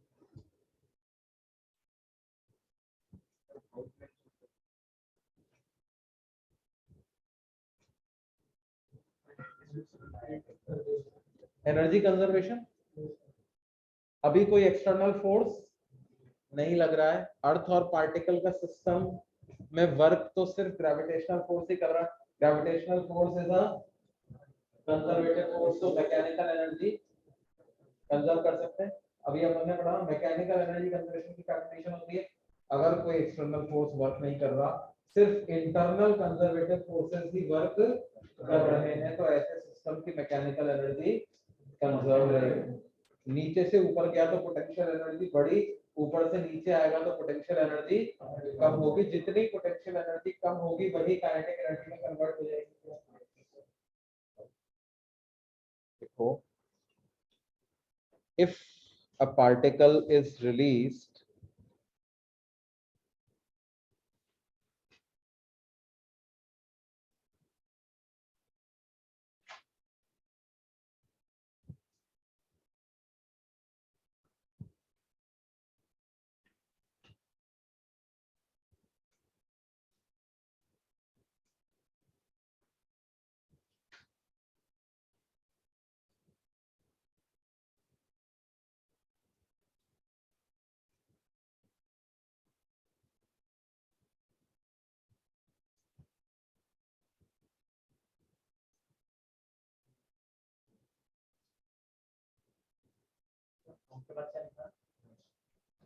released from rest from a height equal to the radius of the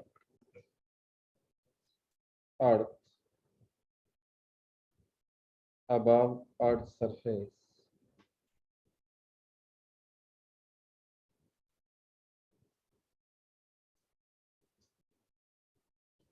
from a height equal to the radius of the earth above earth's surface,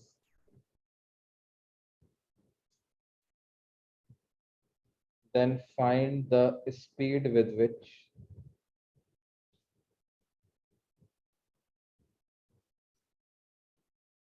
particle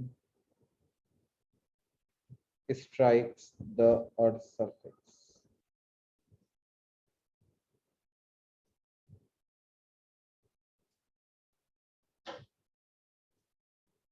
किस स्पीड से वो अर्थ सरफेस को टकराएगा।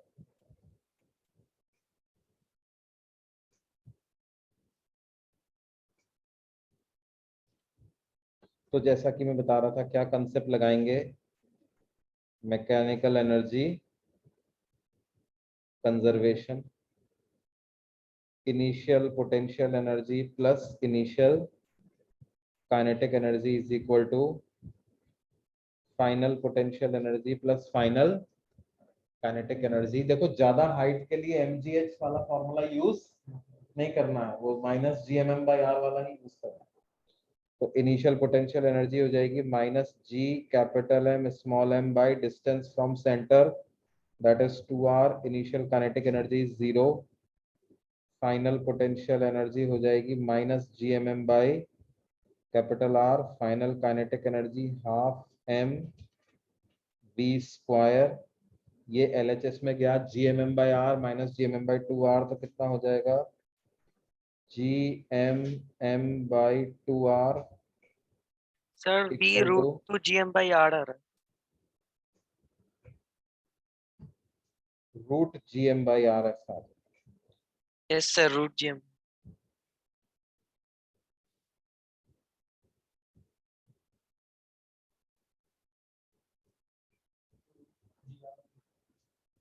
√G0 इंटू आर भी लिख सकते हैं इसको, है ना। देखो सब्जेक्टिव पेपर है तो ऐसा करने की जरूरत हमको नहीं है, लेकिन ऑब्जेक्टिव है, सारे आंसर उन्होंने G0 के टर्म्स में दिया है तो कन्वर्ट करना ही पड़ेगा, कोई चॉइस ही नहीं है।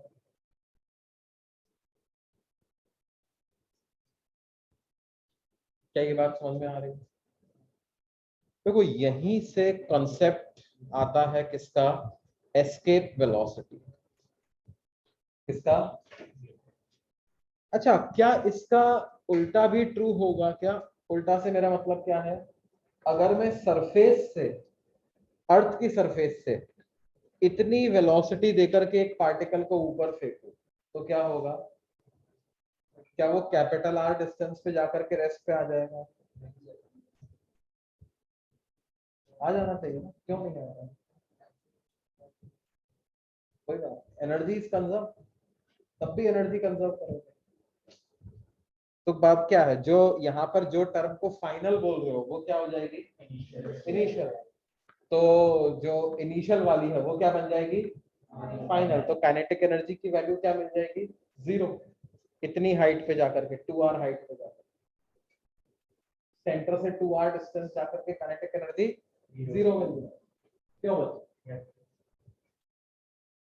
मतलब जितनी स्पीड से ये अभी अर्थ को टकरा रहा है उतनी स्पीड से मैं वापस फेंक दूंगा ऊपर, तो क्या सेम हाइट पे जाकर के इसकी वेलोसिटी 0 होगी या नहीं?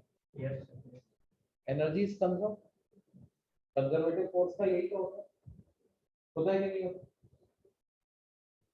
अब देखिए, अगर ऐसा है बच्चों, √GM/r वेलोसिटी दिया तो h equal to capital R पर इसकी वेलोसिटी 0 हो जाती है। हम ये पता लगाना चाहते हैं, क्या पता लगाना चाहते हैं? Escape velocity.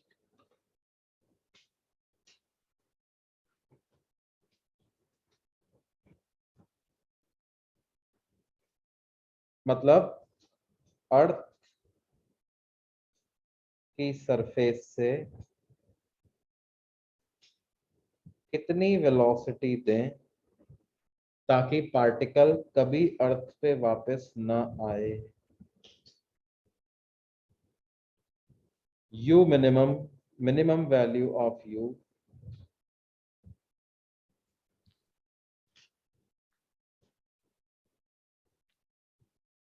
so that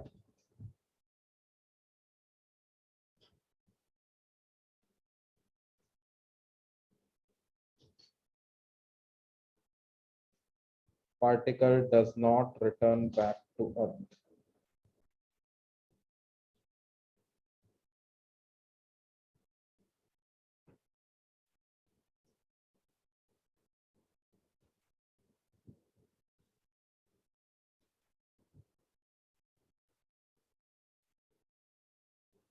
अच्छा,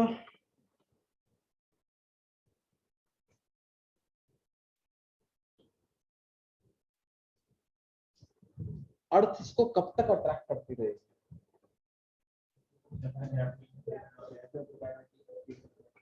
मतलब अच्छा ऐसे सोचो तो यार, मान लो r डिस्टेंस पे है, ये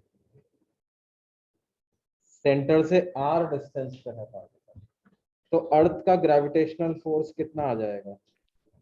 G capital M small m by small r square. Small r, है ना। स्मॉल r की वैल्यू कितनी रख दें कि फोर्स 0 हो जाए? इन्फिनिटी। इंफिनिटी। इंफिनिटी मतलब एक तरीके से फोर्स कभी जीरो इंफिनिटी पे जाता है। इसका मतलब क्या है, अगर बीच में कहीं भी पार्टिकल की वेलोसिटी जीरो हो गई तो वापस नीचे आ गया, क्योंकि अर्थ तो उसको पुल करना बंद नहीं कर, अर्थ तो लगातार पुल करती जा रही है। तो क्या हम ये बोलते हैं क्या कि वेलोसिटी कभी जीरो नहीं होनी चाहिए? ऐसी वेलोसिटी दो कि उसकी वेलोसिटी कभी भी जीरो, या ऐसा बोल दें क्या कि इतनी वेलोसिटी दें कि इंफिनिटी पे जाकर जीरो? इंफिनिटी कभी आएगा, और जब इंफिनिटी आएगा तो फोर्स भी जीरो होगा। क्यों? तो हम क्या करें, अगर u की ऐसी वैल्यू दे दें कि पार्टिकल की वेलोसिटी कहां पे जीरो हो रही है, इंफिनिटी पर, तो इसका मतलब वो अर्थ पे वापस अब नहीं आ पाएगा। तो हम इनिशियल से लेकर के इंफिनिटी तक एनर्जी कंजर्वेशन कर दें, और इंफिनिटी पर काइनेटिक एनर्जी को क्या मान लें, जीरो मान लें, तो u की मिनिमम वैल्यू मिल जाएगी, है ना? तो क्या हो जाएगा, अभी वाली काइनेटिक एनर्जी, अभी वाली potential energy equal to infinity की काइनेटिक एनर्जी प्लस इंफिनिटी की potential energy. Potential energy infinity पर क्या हो जाती है, जीरो। जीरो। या एस्केप वेलोसिटी को देखो, हम ऐसा भी समझ सकते हैं ना कि ऐसी वेलोसिटी हम पार्टिकल को दे दें कि उसकी टोटल एनर्जी जीरो हो जाए। ये क्या लिखा हुआ है, ये टोटल एनर्जी तो लिखी kinetic energy plus potential. Escape velocity को आप ऐसे भी समझ सकते हो, ऐसी वेलोसिटी दे दें कि पार्टिकल की टोटल एनर्जी क्या हो जाए, जीरो। काइनेटिक एनर्जी पॉजिटिव है, पोटेंशियल एनर्जी नेगेटिव है। इतनी काइनेटिक एनर्जी वेलोसिटी दे दो कि टोटल एनर्जी क्या हो जाए, जीरो। तो हम टोटल एनर्जी को जीरो कर दें, m से m कैंसिल हो जाएगा, u की क्या वैल्यू आ जाएगी बच्चों, क्या u की value under root 2gm by r। r ऐसी आ जाएगी क्या? Sir root two G naught R भी लिख सकते हैं ना? बिल्कुल बिल्कुल बिल्कुल। अब तुमको कैपिटल R से मल्टीप्लाई डिवाइड करने में मजा आने लग गया। Root two G naught capital R भी, ये वैल्यू 11.2 किलोमीटर पर सेकेंड आती है बच्चों। कैपिटल M की जगह मास ऑफ अर्थ लिखते हैं, कैपिटल R की जगह रेडियस, तो ये वैल्यू कितनी आ जाती है, 11.2 किलोमीटर पर सेकेंड। इसको क्या बोलते हैं बच्चों, एस्केप वेलोसिटी। इससे ज्यादा देंगे तब भी एस्केप हो जाएगा, ये मिनिमम वेलोसिटी है ना।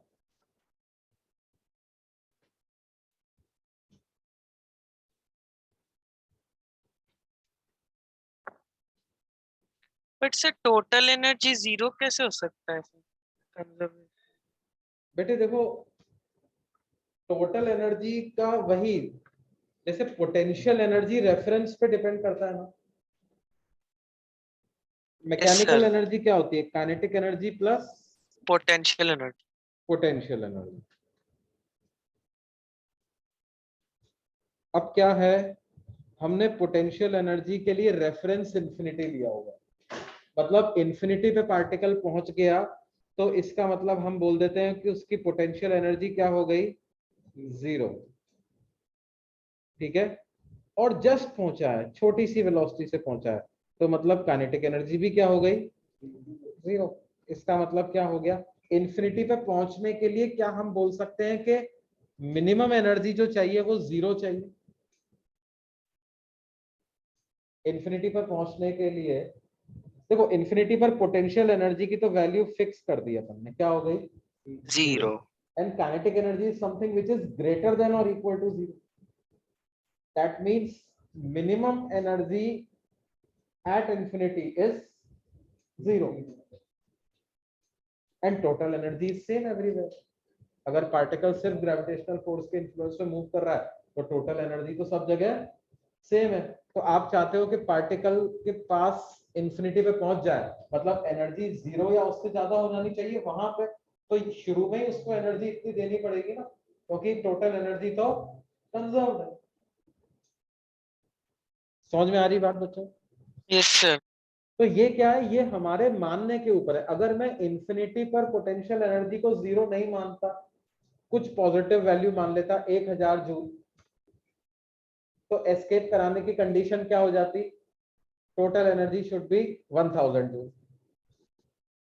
ग्रेटर देन और इक्वल टू 1000 जूल। नहीं, इन्फिनिटी पर अगर मैं पोटेंशियल एनर्जी को 50 जूल मान लेता तो एस्केप कराने की कंडीशन क्या हो जाती? Total energy must be greater than और इक्वल टू 50 जूल। ऐसा हो जाती कि नहीं? बोलिए। ठीक है, Yes. बाकी अगली क्लास में पढ़ेंगे। ओके बच्चे, बाकी अगली क्लास में पढ़ेंगे। एस्केप वेलोसिटी तक आप लोग रिवाइज करिए, है ना? Bye sir. Bye. Thank you sir. Homework आज चैप्टर हमारा खत्म हो जाता, लेकिन थोड़ा सा आधा घंटा वेस्ट हो गया। Bye sir.